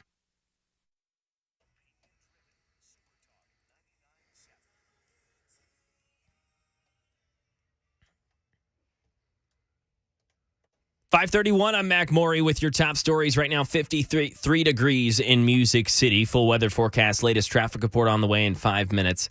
President Biden considering an invitation to travel to Israel and discuss the current war with Hamas, but it's not clear if it's safe for him to go there. Andy Field with the latest. Senior U.S. officials say if President Biden goes to Israel, he would try convincing its leaders not to occupy Gaza and further inflame tensions. The Secret Service worried about not being able to provide the president proper protection, and the U.S. urging caution so far has not appeared to change Israeli minds as that government prepares for what seems to be a major invasion. U.S. officials have said the Pentagon is not sending troops to help Israel with the current war, but the military is still placing about 2,000 American troops on high alert just in case they are needed. In the nation's capital, Jim Jordan still trying to garner the 217 votes needed on the floor in order to become the next Speaker of the House, but he has progressed. He flipped 3 Republicans today, making it now only 8 without his support, and Jordan can't win if more than 4 Republicans don't vote for him. Today's been centered around Jordan negotiating with those members of caucus who haven't yet granted the support. And no official vote taken today. They want to get another closed-door vote done and make sure Jordan will have those necessary votes to get the speaker's seat. So expect a final vote on the floor tomorrow. And some Donald Trump news. Former President Trump says he'll appeal the gag order that's been imposed on him by the judge in the federal January 6th case. The order prohibits Trump from talking about witnesses in the case or making statements that target the prosecutor or court personnel. Stephen Portnoy covered the hearing. Several times, Trump attorney John Laurel argued there was no need for a gag order because his client was already complying with the conditions of release set by Judge Tanya Chutkan. But Chutkan repeatedly pushed back on that assertion. For the moment, there's no indication prosecutors will ask the judge to decide whether Trump has failed to comply with his release conditions. Possible sanctions for violating this new gag order could range from a reprimand to being fined or even jailed for contempt of court. And that is the latest news, traffic, and weather on the way. I'm Mac Morey, WTN News.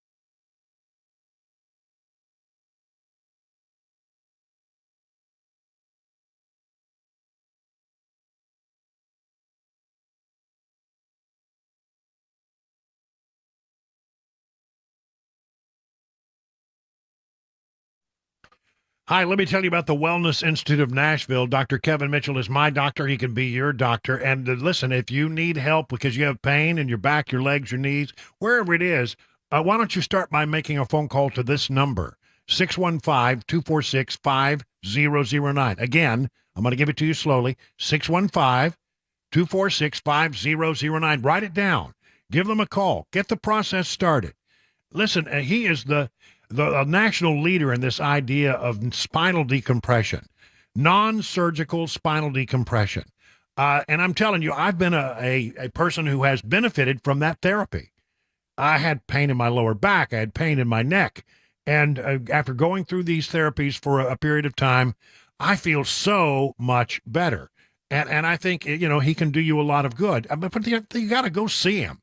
Get an assessment. And if you're a new patient, man, we got a deal for you right now. Take advantage of their $23 special.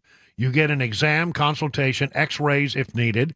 You can bring your own MRI or x-rays if you have them. Your first treatment will be $23. And then you will be able to get half off spinal decompression and half off the KT knee machine. Now, the KT knee machine is something new.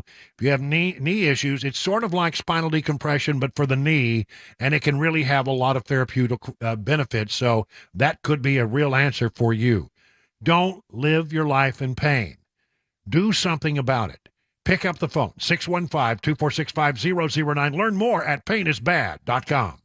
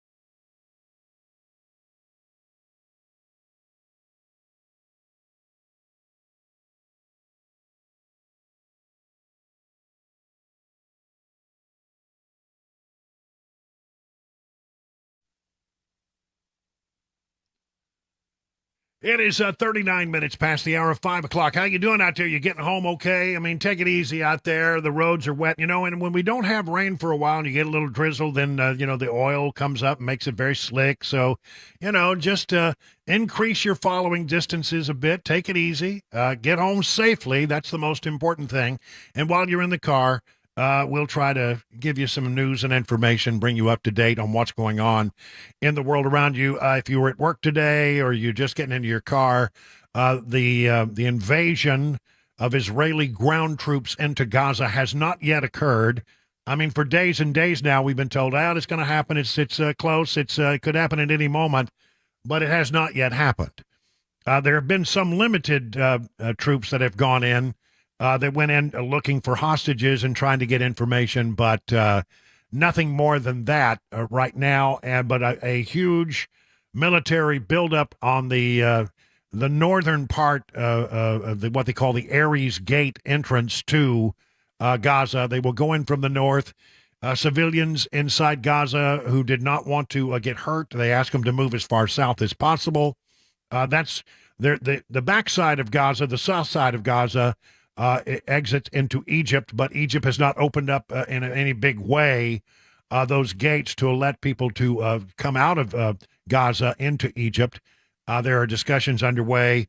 A real humanitarian crisis in many ways, but it's the fault of of Hamas, who has destroyed the infrastructure of that area, and you have water systems that are failing, and sewer systems that are failing, and electrical systems that have failed.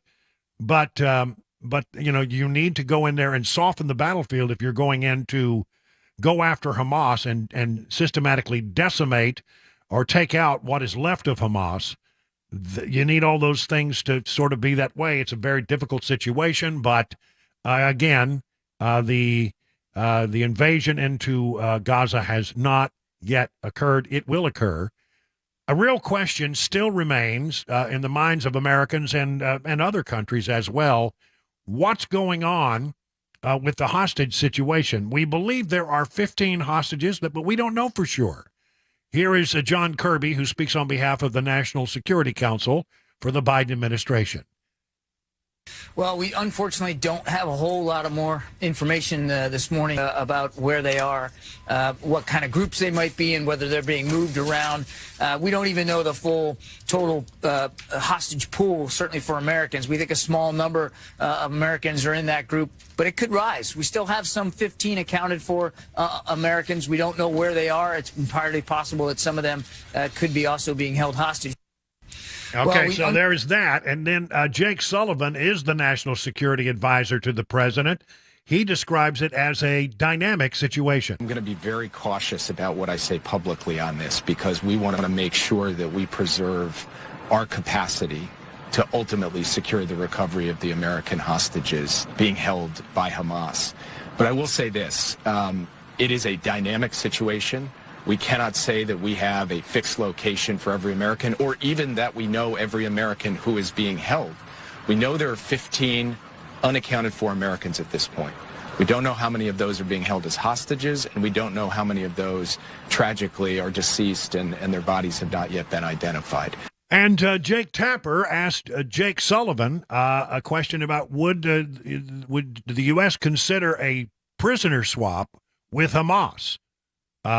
I'll let you hear the answer, but the way I read it, he left open that door. One senior political operative with Hamas floated the possibility a few days ago of a potential prisoner swap with the U.S. for the release of hostages. Would the U.S. entertain that? We have not looked at that. We have not heard from them something like that. That's not something that is currently under active discussion. It has not been proposed. What we are focused on instead, as I said before, are pursuing avenues with third countries for release. I'm not going to get into the details of what that might look like, again, to protect those channels in hopes that they can bear some fruit. But I will say that President Biden has shown over the course of the past few years that he will make hard decisions to get American hostages home. My opinion, don't trade for hostages. As much as I hate to say that, and as much as that must be very hard for the families of these hostages to hear, you only encourage the taking of more hostages. I would argue that it wasn't the $6 billion. I can be honest with you, I've looked very closely at that, and I think, although I know money is fungible, I think they did set that up in a thoughtful way so that if they got the money, that none of it would be released. In fact, the money would never go back to Gaza. It would be completely controlled by the U.S., who would pay the bills for food and humanitarian aid. And again, I get the argument that money is fungible. I've made that argument myself. But they did have some thought going into that. To me, the bigger thing was that they connected it with the release of hostages. We'll do this thing for you if you release, 5 Americans who are being held hostage. We paid $6 billion to get 5 Americans back. Well, we didn't pay it. It was their money. But nonetheless, we gave them back $6 billion in humanitarian aid in release for 5 American hostages, and we gave them some hostages that were being held. That only teaches them one thing. That, you take hostages and the United States will deal with you. They will pay for hostages one way or another. And that's the real problem with dealing for hostages. And look, it's sad, and it's not something that the families of these hostages want to hear. But nonetheless, I believe that it's bad U.S. policy to negotiate for hostages and trade for them. But we'll see what happens. The hostages may be held in a series of tunnels that are underneath Gaza. And CNN, I watched them so you don't have to, had actually a pretty interesting report about what we know about these tunnels. And I thought it was fascinating. There exists a second underground network that the Israeli Defense Forces colloquially refer to as the Gaza Metro, a vast labyrinth of tunnels, by some accounts, several kilometers underground. That's deep. Used to transport people and goods, to store rockets and ammunition caches, and house Hamas command and control centers, all away from the prying eyes of the IDF aircraft and surveillance drones. Hamas in 21 claimed to have built 311 miles worth of tunnels under Gaza, although it's unclear if that figure was accurate or if it was posturing. If true, Hamas's underground tunnels would be a little less than half the length of the New York City subway system. It is an intricate, very large network of tunnels on a rather small piece of territory, says Daphne Rishman-Barak, a professor at Israel's Reichman University and an expert on underground warfare. It's unclear how much of the tunnel network would have cost Hamas, which governs the impoverished coastal strip. The figure is likely significant both in terms of manpower and capital. Where did they get the concrete? Well, we may have given it to them. Gaza's been under a land, sea, and air blockade by Israel, as well as land blockade by Egypt since 2007. It's not believed to possess the type of massive machinery typically used to build tunnels deep underground. Experts say the diggers using basic tools likely burrowed deep underground to dig the network, which is wired with electricity and reinforced by concrete. Israel has long accused Hamas of diverting concrete meant for civilians and humanitarian purposes and used it for the construction of the tunnels. And some of that aid came from the U.S. Hamas critics also say the group's massive expenditures on tunnels could have instead paid for civilian bomb shelters or early warning networks like those across the border in Israel. But when you're fighting asymmetric warfare, tunnels have been a very effective thing for people to use since the medieval times. They offer militant groups like Hamas an edge in asymmetric warfare, negating some of the technological advantages of a more advanced military like the IDF. How much do the Israelis know about the tunnel system? How much real intelligence do they have? One thing seems very clear, that when Israeli forces go in, they will try to get into those tunnels and start going through them, very, very meticulously. By the way, some of them could be booby-trapped, so that it's a real danger there. But go in there and see if they can, most importantly, get some idea of where the hostages might be. But, they're going to be entering a situation where probably their intelligence is not as good. After all, no matter how good your intelligence is, we've not yet found a way to look kilometers under the ground as to what may have been built there. By the way, the Biden administration has put 2,000 American troops on hot standby to prepare to deploy in support of Israel, not to fight on the ground, no boots on the ground, no infantry troops, no tanks, nothing like that. But if Israel needs additional manpower in support roles, then they have identified some 2,000 U.S. troops that would be prepared to go there on short notice. They were given a notice to be prepared to deploy, which means get your bags packed, pack up all your gear, load up all the trucks, be ready to move in very short order. And of course, our military forces are quite good at logistical stuff. So if the trigger, if you'll excuse the bad pun, is pulled on that, then they should be able to respond into Israel in very short order. Remember, we still have an aircraft carrier group just off the coast of Israel just off the coast of Gaza, and another one headed that way.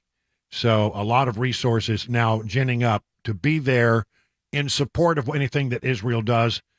We will not take any kind of military action unless the war starts to widen. Mostly, I think we're talking about Hezbollah troops in the north, and the warning has been made in very, very clear, in a very stern way by the Biden administration. Don't come across that border. Do not come across the northern border. It is now 51 minutes past the hour of 5 o'clock on Super Talk. Hi, I'm Paul Winkler. I recently did a workshop talking about some of the missteps of the investing industry, some of the biggest mutual fund companies out there. You probably recognize these names: Fidelity, Vanguard, Raymond James, Edward Jones, actually using data and information from their own websites as I walk through this. Now, one of the things I was talking about is diversification and how investors could be in for a rude awakening at the amount of risk that they actually have in their portfolios, and they don't even realize it. Now, the example I like to use to help people understand why why do these huge companies do this? I mean, these are big companies. And you go, well, why? Well, think about the diet industry. In the diet industry, you had things like this: fat-free this, fat-free that, fat-free that. And what happened is they did a study. They were looking at diabetes in children.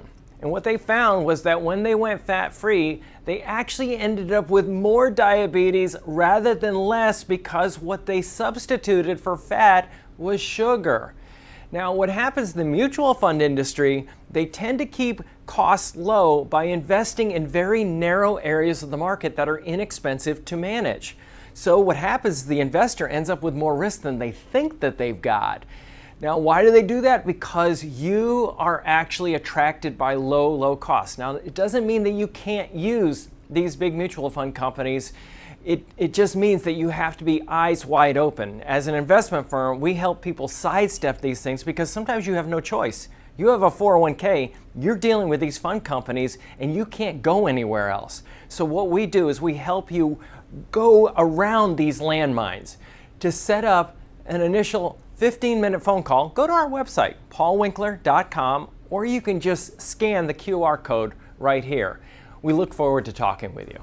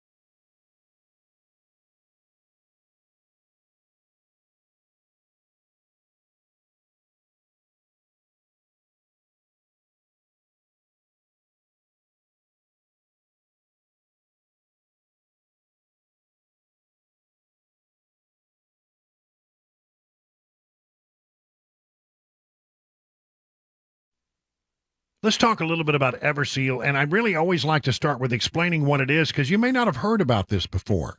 It's a sealant for your wood or concrete, your exterior wood and concrete, and it can protect it for 30 to 50 years. I mean, really, honestly, talk about that number.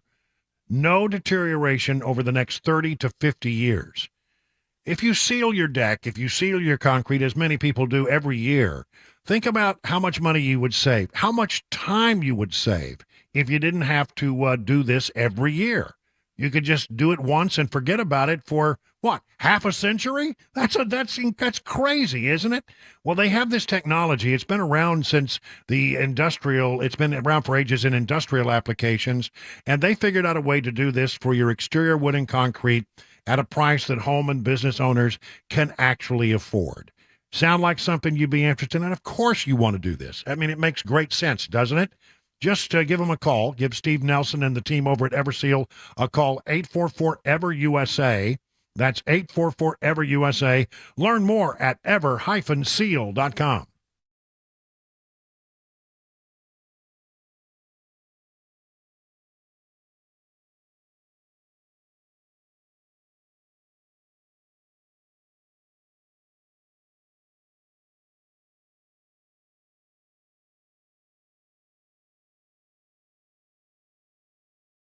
It is 6 o'clock. I'm Mac Maury with your top stories. Right now, it's 54 degrees in Nashville.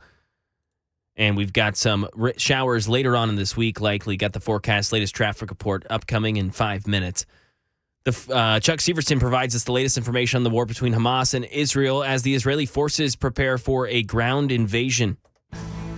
Do Israeli troops and machinery have to go into Gaza in a bloody ground offensive if they want to rescue hostages and get at Hamas weapons? They do, says former U.S. Defense and State Department official Steve Ganyard. One word: tunnels. Hamas has had years to dig these tunnels because they've had to. No other way to hide their weapons, no other way to find ways in and out. They tunnel under fences to going into Egypt. So it's very, very tough for the Israelis to crack from an intelligence perspective, and it's why they will have to put troops on the ground. Ganyard, now an ABC News consultant. An unusual scene in Jerusalem's Old City, a big tourist draw and home to famous biblical historic sites.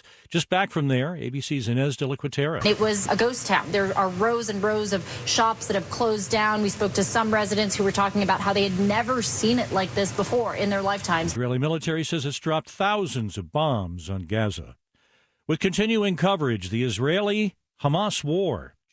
And at least 30 Americans have died in Israel, 13 Americans still unaccounted for. Right now in Tennessee, a Tennessee Court of Appeals judge began to hear arguments today concerning the release of the Covenant School Shooters Manifesto. Since that tragic shooting on March 27th, where 6 people, including 3 children, were shot and killed, legal battles have taken place on whether the shooters' writings should be released to the public.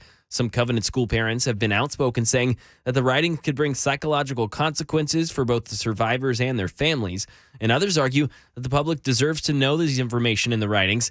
And in June, a judge said no matter the result, it's likely that the case will go before the Tennessee Court of Appeals and possibly the Supreme Court.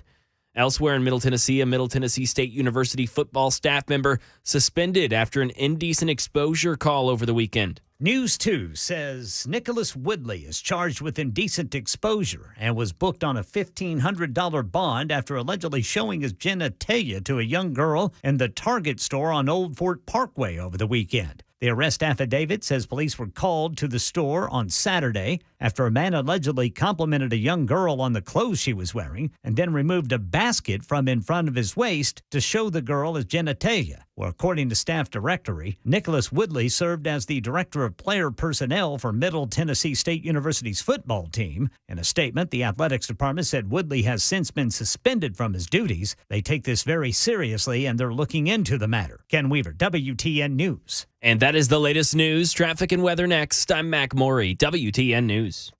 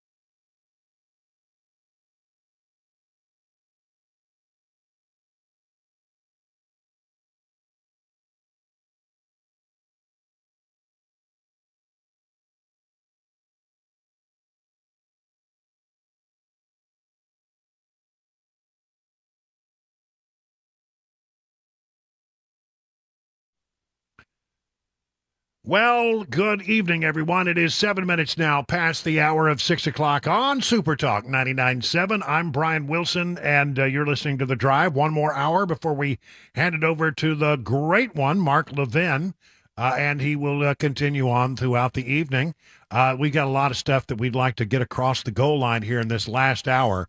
I mean, honestly, we have so much stuff happening. It's almost an embarrassment of riches, and a lot of other stories have not made the cut yet today. And so I like to make sure that, some of these stories are real important, especially, some of the Tennessee stories. So here we go.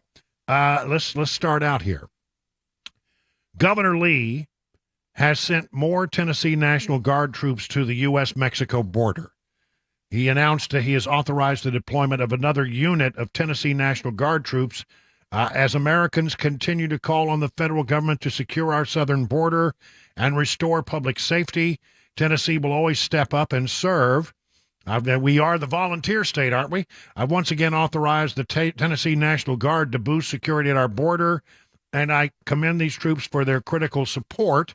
More than 125 soldiers from the Tennessee National Guard's 1175th Transportation Company departed on Wednesday, and the first leg of their year-long deployment to the border. The transportation unit is trained in various logistics, maintenance, and combat functions, which enables the Army to maneuver freely by moving personnel material by truck. The troops are deploying to McAllen, Texas, along the border where they will assist the U.S. Customs and Border Protection Agency, protect the United States, prevent illegal entry, and deter illicit activity and other threats by assisting with the monitoring on the border, supporting Border Patrol stations, and establishing observation posts to detect illegal entry into the United States.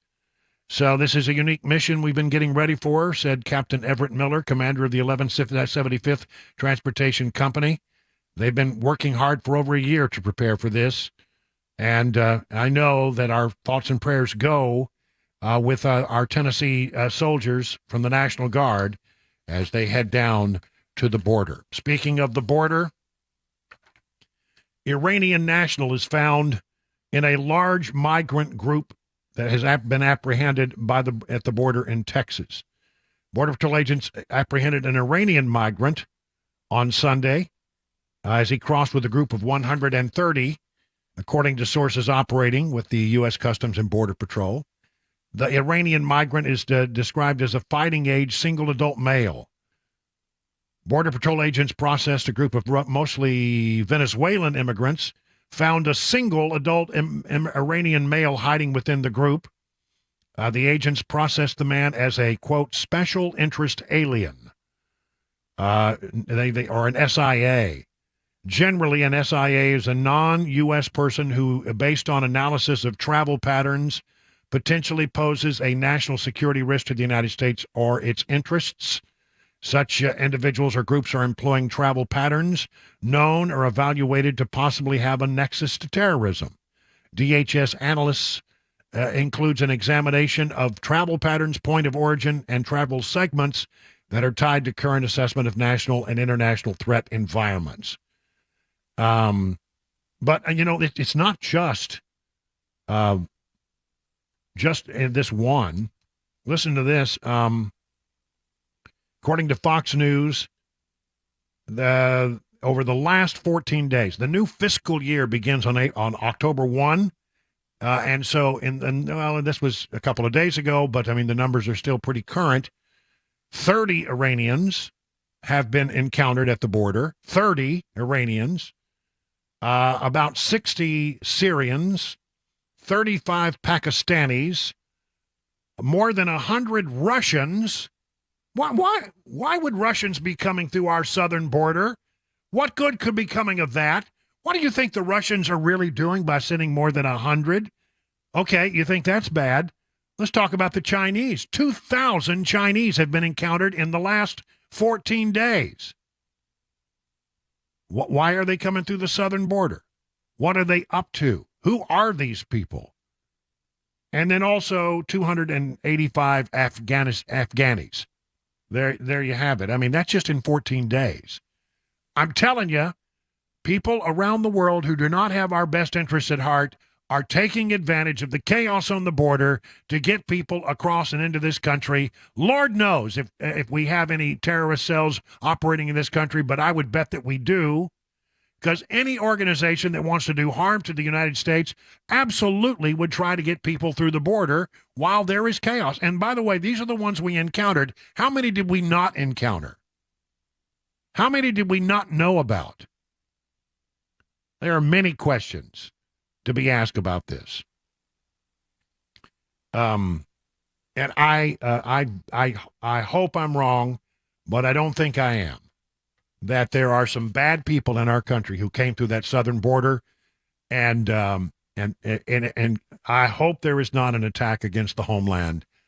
But if there is only one person, one individual who is responsible for that, and that is the President of the United States, who could shut this crap down in a nanosecond with a couple of hot phone calls. But he doesn't want to. Doesn't want to.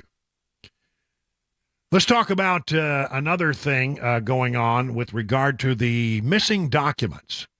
Missing documents, Trump had some at Mar-a-Lago, and Joe Biden apparently had a bunch.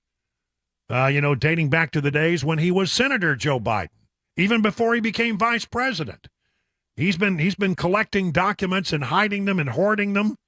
And when you look at the timeline on this, it seems pretty clear that the folks at the archives were a lot more interested in talking to Biden initially. But he said, well, what about Trump? Trump's got all kinds of documents. And they pointed him at Trump, bird-dogged him on some things. And so then they started focusing on Trump, and didn't come back to the Biden folks for some period of time, which I think gave them time to scrub whatever they had, at least have an understanding of what it was that they had. Mike Turner is the chairman of the House Intelligence Committee, and he says, among other things, that indeed Joe Biden is a serial hoarder of documents. Well, when you look at the documents, both the classification level and the subject matter, both sides, Trump and Biden's documents, if they had been released in the public or gotten into the hands of nefarious parties, would be damaging to the United States national security. When I look at those documents, there are documents on both sides, equally egregious, that would have negative consequences to our means, methods, techniques, and our allies. Now, in this instance, I think President Biden needs the same consequence that they pursue with President Trump, that the actions are the same.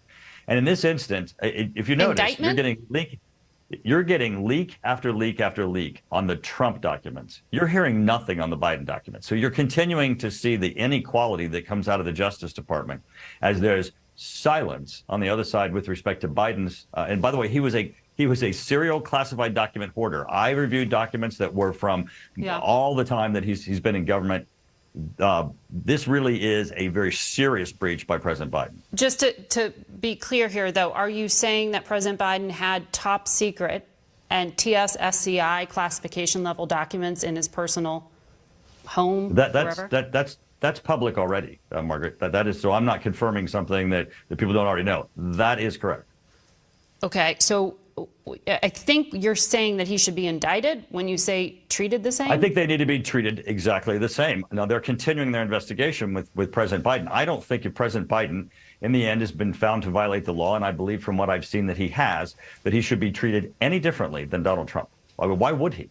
Just because he's president or because he's a Democrat? And that's how the Department of Justice has been acting. They need to be treated the same.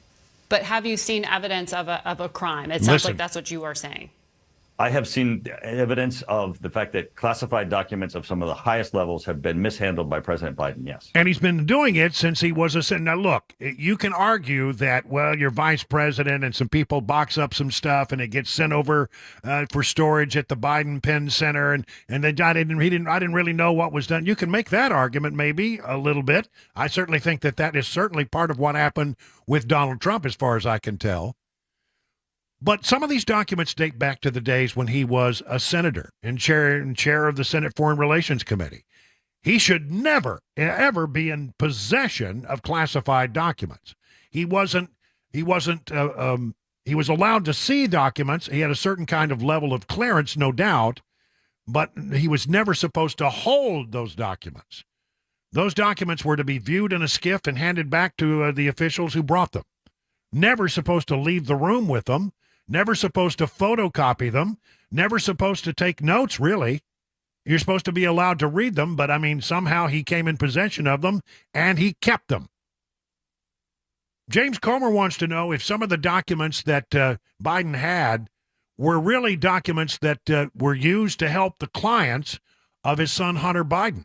We need to know exactly what type of information the president had mishandled. We need to know were any of these documents related to any of the people or countries that Joe Biden's families received substantial payments from. If so, then we have a big problem on our hands here. And we all know about the certain email, and I think you reported on it, John. I know Ted Cruz talks about it a lot.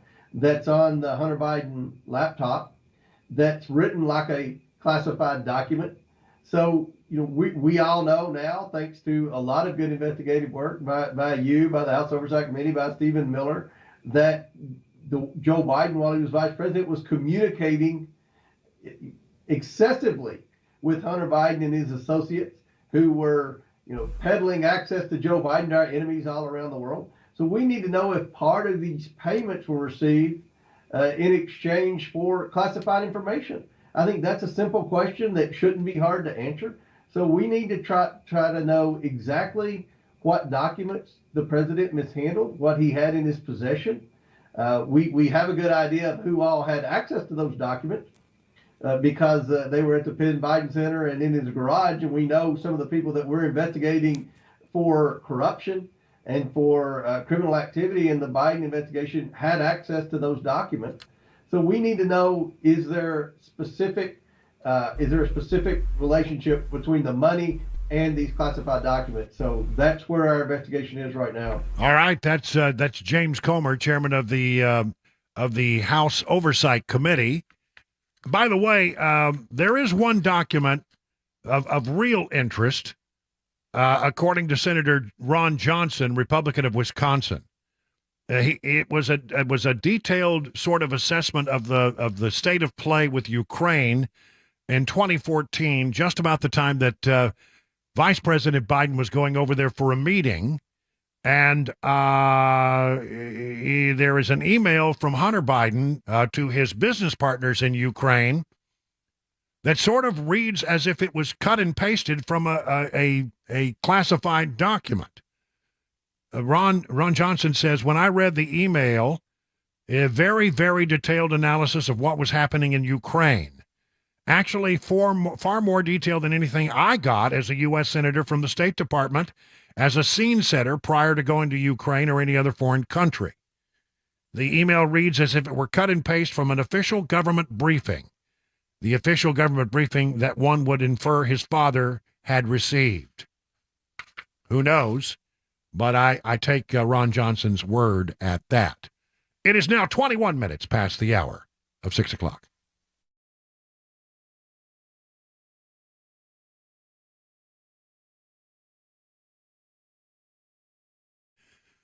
When it comes to large home repairs, if you got waterproofing issues or you got foundation issues and you got the cracks in the brick or the doors that stick or windows that won't open properly, and you think, well, I've got to get this looked at. Well, there's a lot of people to do this kind of work, but there's only one company that I would call, and that's United Structural Systems, USS. They have over 25,000 satisfied residential customers. By the way, they're incredibly good and nice people, really decent folks. So let me tell you what happens. They come out and they take a look. They're not going to try to sell you something you don't need. They're going to give you their very best professional expertise and guidance and say, this is what we think we need to do to solve your problem. And if you decide to go forward, you don't pay a penny until the job is done and you're completely satisfied. That's what you get with USS. I mean, honestly, what else could you ask for? Listen to what some people have said about this. Chris said, the crew that worked on our house, top notch. I appreciate the integrity, speed of feedback, the quality of the work provided by all who were on my project. Jerry said, the best crew I've ever had do work on my home. That's what you need. USS serving Middle Tennessee, Southern Kentucky, Western Kentucky, Northern Alabama. Online at USSTN.com. Here's the number, 615-488-7855. Hey everybody, Dan Mandis on WTN. I'm here at the Nashville Rescue Mission doing the interviews that I look forward to doing every single year. These are incredible stories of people who have had amazing recoveries. Thanks to this amazing facility, they are able to get clean and lead a more productive life. The date of our annual radiothon is going to be Monday, November 20th. Listen in and please donate. You can get more information at 99.7 WTN, including a link to the website for Nashville's Rescue Mission.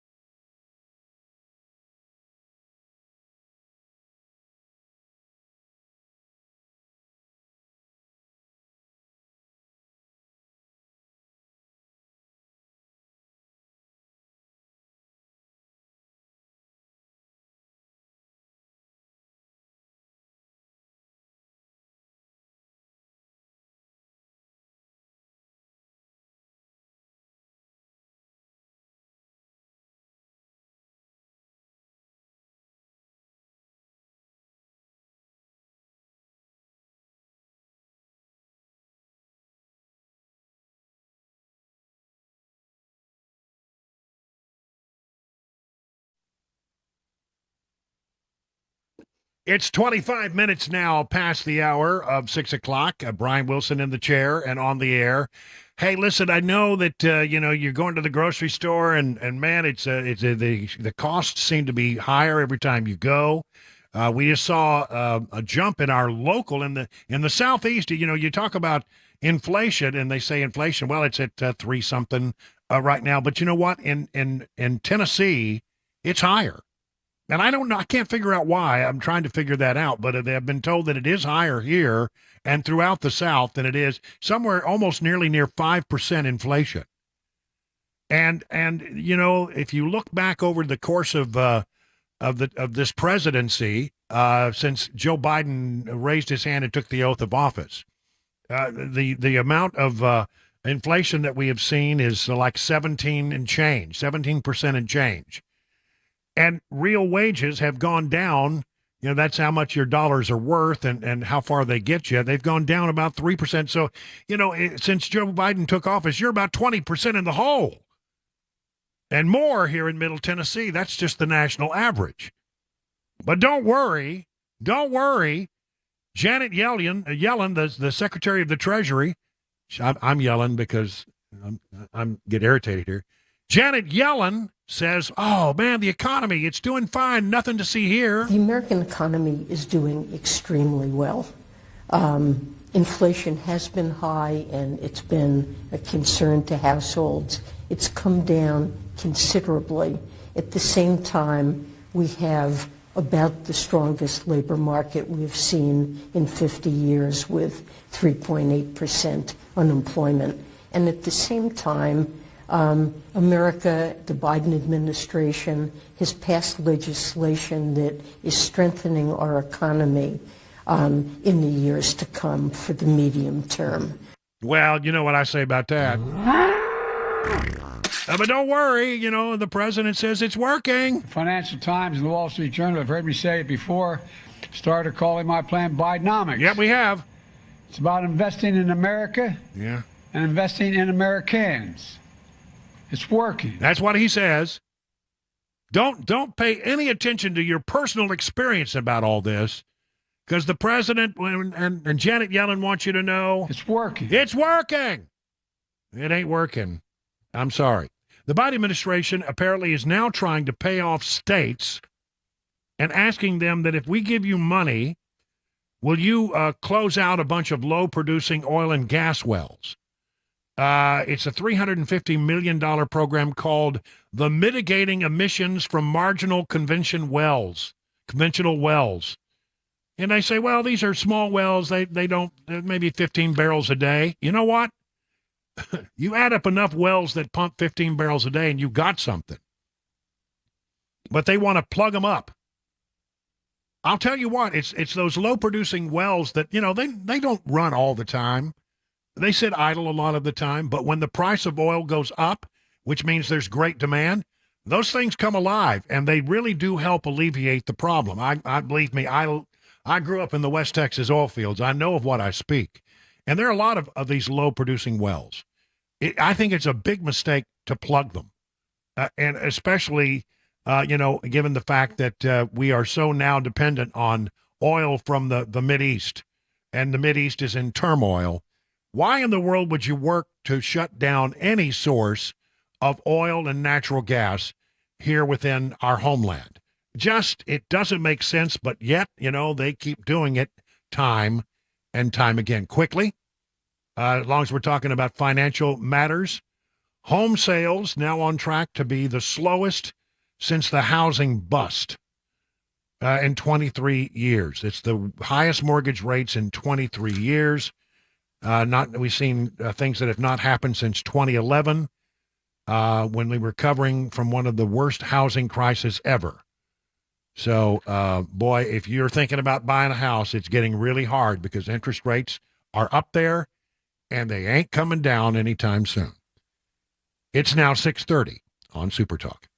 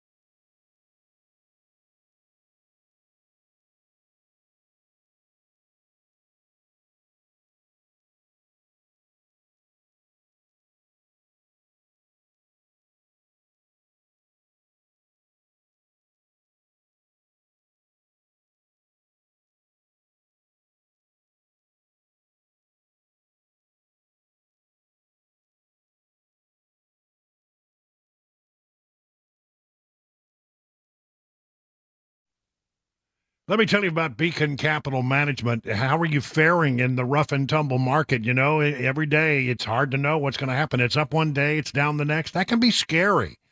But here's the thing. Beacon Capital Management has a plan to assess where you are and help you make any mid-course corrections that might be needed. Wouldn't it be great to have peace of mind that you're on the right path? Beacon can provide that reassurance, and it starts with a simple phone call to this number. Write it down. I'll give it to you again, but write it down. 615-488-9303. Now, the experts at Beacon will take it from there. They'll ask you some questions, you'll provide some information, and then sit back and wait. You have absolutely nothing to lose in this whole process except for the worry. So get started today by calling 615-488-9303. At the end of the process, you'll be able to rest easy knowing you have a plan that meets all your retirement goals, and you can replace the worry with confidence that you're on the right path. The number again, write it down, 615-488-9303.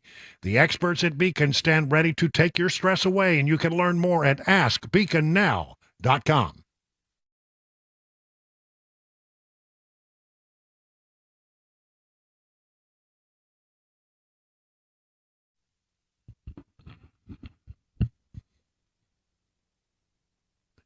Hey, it's Brian Wilson, your friend and radio buddy, and it's now 38 minutes past the hour of 6 o'clock on Super Talk.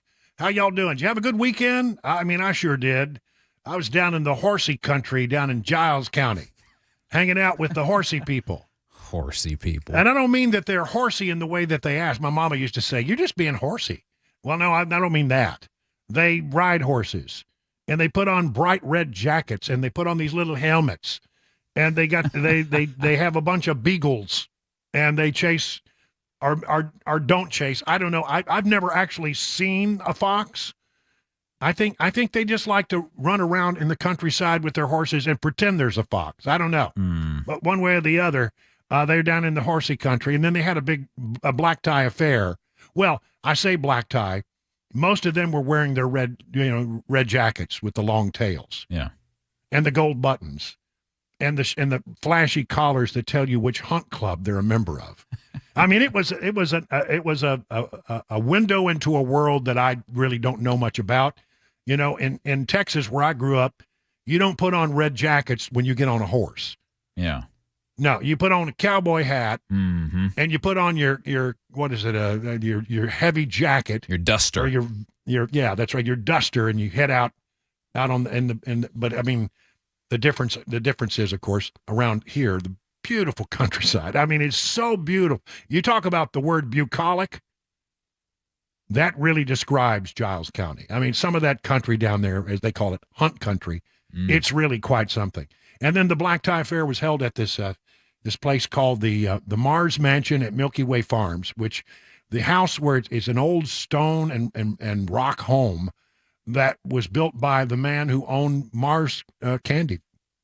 And honestly, it was just a remarkable place, built by him back in the day, and now it's a thing where they hold events. They got a dining room table there. Will sit 30, 40 people. Wow. I mean, it's like the Knights of the Round Table. I mean, it's really that kind of table. Can you imagine back in the day, old man Mars having people over to his house for, some kind of Chautauqua or something, I don't know, have a big, meeting and everybody would gather around the table for dinner. I mean, how many, I don't have that many friends. I don't know I couldn't fill up that room. Yeah. Well, he was a, well, it's because I'm a radio guy. I'm a radio guy, and nobody likes us anyway. So anyway, no, it's a great time, and they party hard. I'm telling you, you ain't seen a party till you partied with the horsey people down in Giles County. Are the horses involved in the partying, or just in the hunt? No. Okay. By that time, the horses have been properly cared for and put back in their. Some of these I saw a kennel for the dogs. That's at least as nice as any house I've ever lived in. Yeah, I believe it. Yeah, acres and acres dedicated to the training of these hunt dogs, and then some of these barns. I'm telling you, oh my gosh, they're just phenomenal. So again, a real, for me, a window into a world that that I was fascinated by. Cabana wife and I, and she looks so nice. We were there, and we just did a lot of people watching. Mm-hmm. You know, I did get on the dance floor. Ooh, any video of that? No, thank goodness, no. There's not. But did it on the dance floor. But I mean, just sitting back and watching those folks, and they were just lovely. They couldn't have been nicer to me and Cabana wife. So I had a good time. I guess I want to hit a few things that are going on still. We talked about Biden and the investigation into his documents. You know, a federal judge has imposed a limited gag order on former President Trump in that 2020 election interference case. And the decision came from U.S. District Judge Tanya Chutkan following a hearing in a federal court in Washington, D.C., regarding a request from Special Counsel Smith and his team to limit what Trump can say about the case being brought against him. I dislike this. Prosecutors asked the judge last month to impose a narrowly tailored order, but it doesn't seem like it's all that narrow. Citing numerous tweets and other public statements dating back to the 2020 presidential election, the special counsel argued that Trump has an established practice of targeting those who challenge him. No, that's called the First Amendment, and you ought to be able to speak in your own defense. The defendant knows that when he publicly attacks individuals, institutions, he inspires others to perpetrate threats and harassment against his targets. I don't know, where's the evidence of that? Smith's prosecutors argued a limited gag order should be imposed over all parties involved in the case. So the defendant should not be permitted to continue to try his case in the court of public opinion. Well, no, that's not right. There are two courts in every case. There is the court of law and there is the court of public opinion, and there ain't nothing wrong with taking your case to the court of public opinion. I think this is wrong. I hope that he challenges this in an appeals court, because I don't think you can tell somebody that you can't defend yourself in the court of public opinion. It's just, no, it really should not happen. This story caught my eye, and I'm going to read some of it from townhall.com, saying that there is a new report out there that China is threatening the U.S. with a nuclear war warning. I don't know that you can say it's purely the government of China, but here, let me just read. According to the Congressional Commission on the Strategic Posture of the United States, China is warning the U.S. that those who play with fire will perish by it, after a report notes the possibility of conflicts between Moscow and Beijing, the U.S. having conflicts with them. The 145-page report, which is worthy of reading, I think, reveals that the U.S. is unprepared to face the challenge of a nuclear threat posed by Russia and China. It is an existential challenge for which the United States is ill-prepared, the report states, unless its leaders make decisions now. A bipartisan group of 6 Democrats and 6 Republicans produced the report after nearly a year of investigating the matter. The report describes Russia and China's behavior as militarily troubling and increasingly aggressive, which has increased the risk of conflict between the two nuclear peers. Predicting that China will reach nuclear parity with the United States by the mid-2030s, the report explores a rather worst-case scenario, arguing that the U.S. leaders should modify America's strategic stance and strengthen its military modernization. The idea of preparing for possible simultaneous wars with Russia and China, once only a fringe fantasy, has gradually made its way into Washington's agenda, which is deeply unsettling. The Global Times, the official newspaper of the Chinese Communist Party, stated, and then they went on to say this. Remember, this newspaper speaks for the government. If Washington were to adopt even a small portion of the recommendation in this report, the harm and threats could pose to world peace would be immeasurable and ultimately backfire on the U.S. itself. Then they warned those who play with fire will perish by it, which is interpreted by me and many others as a threat against Washington, D.C., and it said that Washington, D.C. should carefully contemplate before going against China. It's not the first time that China has warned the United States. Do we listen? Do we pay attention? Look, strength brings you peace. We ought to be as strong. We ought to be bristling strong. We ought to be so strong that no other country would dare even contemplate coming against the United States. And I fear we're not. I fear we are losing that. And we need to understand the world we live in is very dangerous. Well, on that light, let's go to a lighter note. We got to have a palate cleanser before we wrap the show up, don't you think, Chris? I do think so. How about if we talk about that old sitcom? Well, by the way, talking of sitcoms, before I get into this, I saw the new Frasier reboot.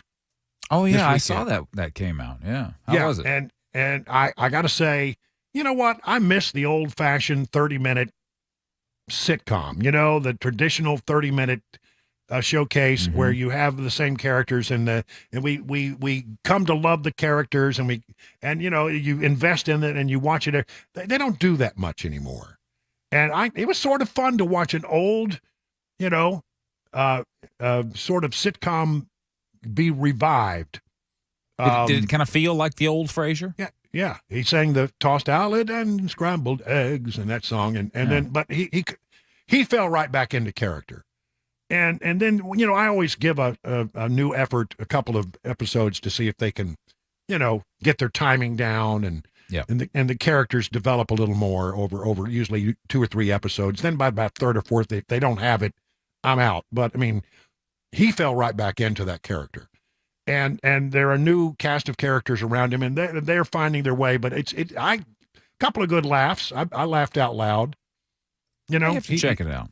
Yeah, I would say it's worth watching. There are 2 episodes out so far. Speaking of old sitcoms,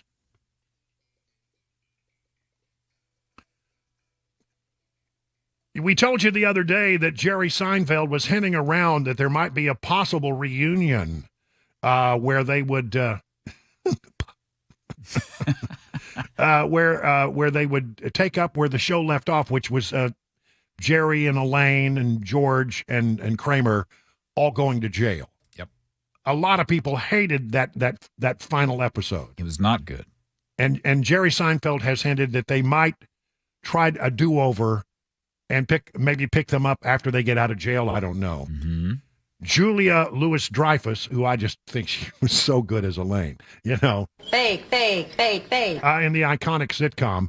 Reportedly is clueless as to what the hell Jerry's talking about. And I have no idea. I mean, it seemed like she would need to know that before there's going to be a reboot. She said, yeah, I saw that last night. I don't know what the hell he's talking about. Maybe they need a little phone call. Have a little chat. Yeah. Jerry, call Elaine and straighten it out, would you? And then call Kramer and call George Costanza. Oh, the sea was angry that day, my friend. That's my favorite episode. That's the Titleist? Yeah, is that a Titleist? And, okay, and then so let's talk music for a while. How about, you know, legendary Paul McCartney and then, you know, John Lennon and Yoko.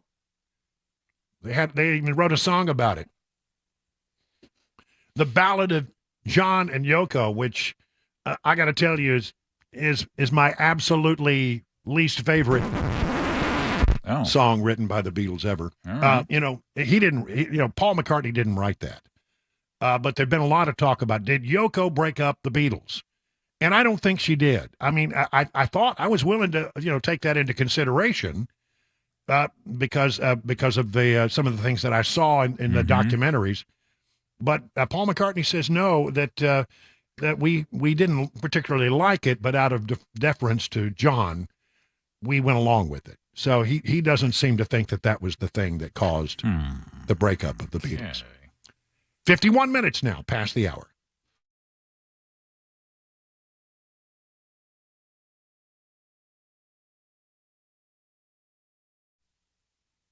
There are a lot of diagnoses available out there, and, you know, there's a pill really for everything. Do you watch TV these days? I mean, not all diagnoses are accurate, and not all pills are good for you. When you get a diagnosis for European auto repair, maybe you ought to get a second opinion before you make a major decision. And, folks, Eurofix is the home for second opinions. Before you spend hundreds or even thousands of dollars on European vehicle repair with a diagnosis you got somewhere else, why don't you go to Eurofix? Could not only save your vehicle's life, could actually save you from a lot of stress. Listen, Eurofix, you get a free 15-minute no-wrench inspection with an estimate at every visit. No high-pressure sales tactics. At Eurofix, you get a 3-year nationwide warranty and a free loaner car with every repair appointment. At Eurofix, you never pay dealer prices. Locations, Franklin, 100 Oaks, Murfreesboro, Belmead, and now Mount Juliet. 844-EUROFIX or visit myEurofix.com and tell them your friend and radio buddy Brian Wilson sent you. Hi, I'm Paul Winkler. I recently did a workshop talking about some of the missteps of the investing industry, some of the biggest mutual fund companies out there. You probably recognize these names: Fidelity, Vanguard, Raymond James, Edward Jones.